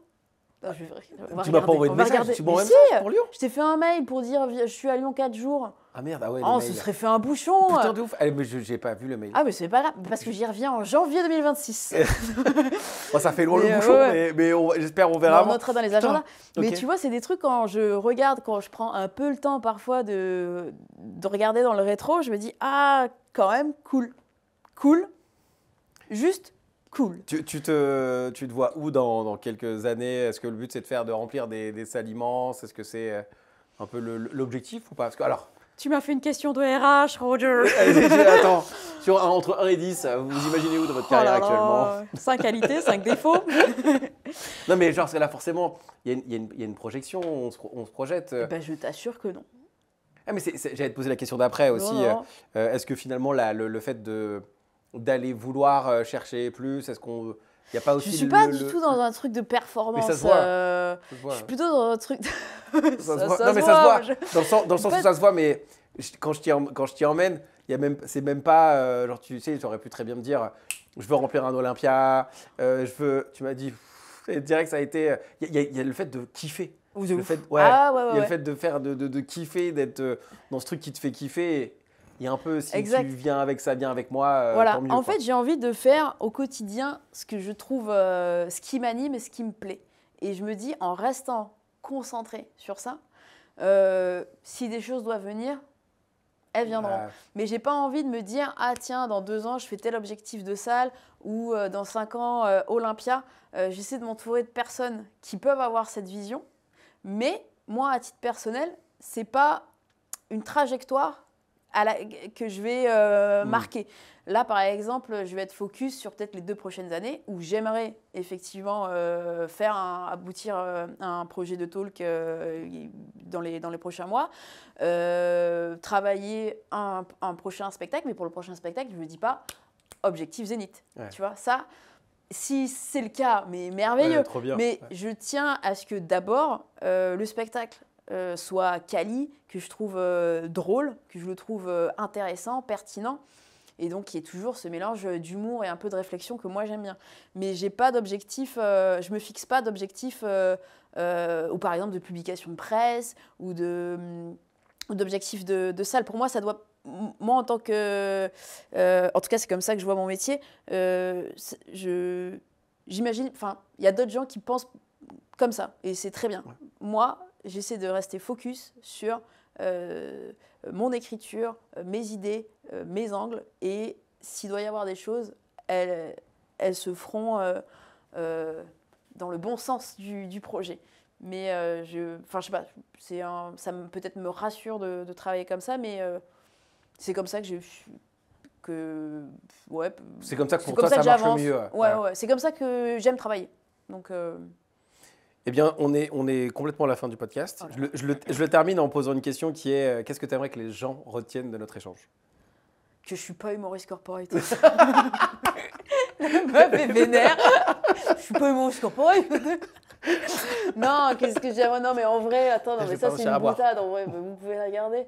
Qu'est-ce que j'aimerais que les gens retiennent Moi, il y en a plein qui viennent en tête, mais est-ce que peut-être il y en a une autre que toi qui te... pas J'en pourquoi dis une, on Vas-y, va voir dis. de s'écouter déjà. Oh ouais, ok. Il y a le truc de s'écouter. La petite voix, parce qu'en fait, dans ton parcours, il y a cette petite voix de hey, c'est pas pour toi, mais finalement, à la fin, c'est ton job à plein temps. Donc, Ouais. le fait de s'écouter dans plein de choses que tu t'es dit aussi, Mm. dans ton job, dans ce que tu as. De ce que tu n'as pas écouté de ton corps en physiologie, physiologiquement parlant, les petites idées que tu avais, genre à chaque fois, finalement, c'est presque écoutez-vous, ça peut aller plus Ouais, vite. ouais, c'est vrai. Bah, j'ai pas mieux, tu vois. Oui, très bien. Non, mais la force du recul, ouais, impeccable. Ok. Hop, Ouais, ouais. j'aurais une petite pensée pour ma grand-mère. Je sais pas dans quelle. Ouais, peut-être. Ouais, passer du temps avec quand même les gens qu'on aime. Je pense que c'est important. C'est aussi ce qui permet parfois aussi de nous écouter, hein, qui nous met sur cette petite voie, quoi. Et de les écouter et de partager du temps avec eux, ça permet de faire des choses aussi qui sont. Moi, je sais que j'ai grave du bol, je vais encore parler de ma femme et de mes enfants, mais s'ils n'étaient pas là ou si je passais pas du temps avec eux, s'ils n'embarquaient pas avec moi, ce serait pas. Ah, ça aurait pas le même. Ce serait pas pareil. Mm. Ce serait un peu différent. Moi qui voulais pas d'enfants, qui voulais pas me marier en plus. Ah. Je le dis avec beaucoup de recul en me disant c'est vraiment cool, mais oui, passer du temps, c'est pas que un frein. Et J'ai une petite aparté qu'on va là-dessus, mais c'est vrai qu'il y a beaucoup de personnes qui vont dire que d'avoir des enfants ou d'avoir un truc bien standard ou des trucs, ça peut être un frein pour faire des choses, alors que ça peut être aussi une super force et que passer du temps avec les gens qu'on aime, ça peut être aussi aller chercher du carburant pour faire des trucs un peu plus grands. Tu vois. Complètement. Purée, ouais. Tu finis une Putain, genre là, expérience je totale foire. sur donner Allez, du c'était- carburant. Oh là là, j'ai l'impression que la boucle est bouclée. Ou une charge rapide. Ouais, ok. Une charge sur un truc informatique avec un peu voilà. Merci infiniment en tout cas Ouais, merci, c'était cool. pour cet échange. Je vais aller checker mes mails parce que j'ai loupé un resto. Et bah, de toute façon, on aura Eh, t'as raté un bouchon, ouais, de ouf. Putain, je suis deg, il faut que j'aille checker ça. En tout cas, merci infiniment d'être venu et nous on se dit à très vite. Merci beaucoup Lucie. Ah bah merci à toi, c'était un plaisir. À très vite. Ciao. À bientôt. Et voilà, on arrive à la fin de cet épisode de High Value Entrepreneur. Et j'espère que tu as kiffé ce moment autant que moi et que tu en ressors avec des idées concrètes, de l'inspiration pour faire avancer ton projet. Avant de se quitter, souviens-toi que le chemin de l'entrepreneuriat, c'est un marathon, pas un sprint. Alors, si ce podcast t'apporte des solutions, des déclics ou simplement l'envie d'aller plus loin, n'hésite pas à t'abonner et à partager autour de toi. Ça nous aide énormément et ça permet de faire grandir cette belle communauté d'entrepreneurs. Laisse-nous aussi un avis en commentaire. On adore avoir ton feedback pour continuer de s'améliorer et te proposer des contenus toujours plus pertinents. Sur ce, merci d'avoir été là. On se retrouve très vite pour un nouvel épisode et une nouvelle histoire.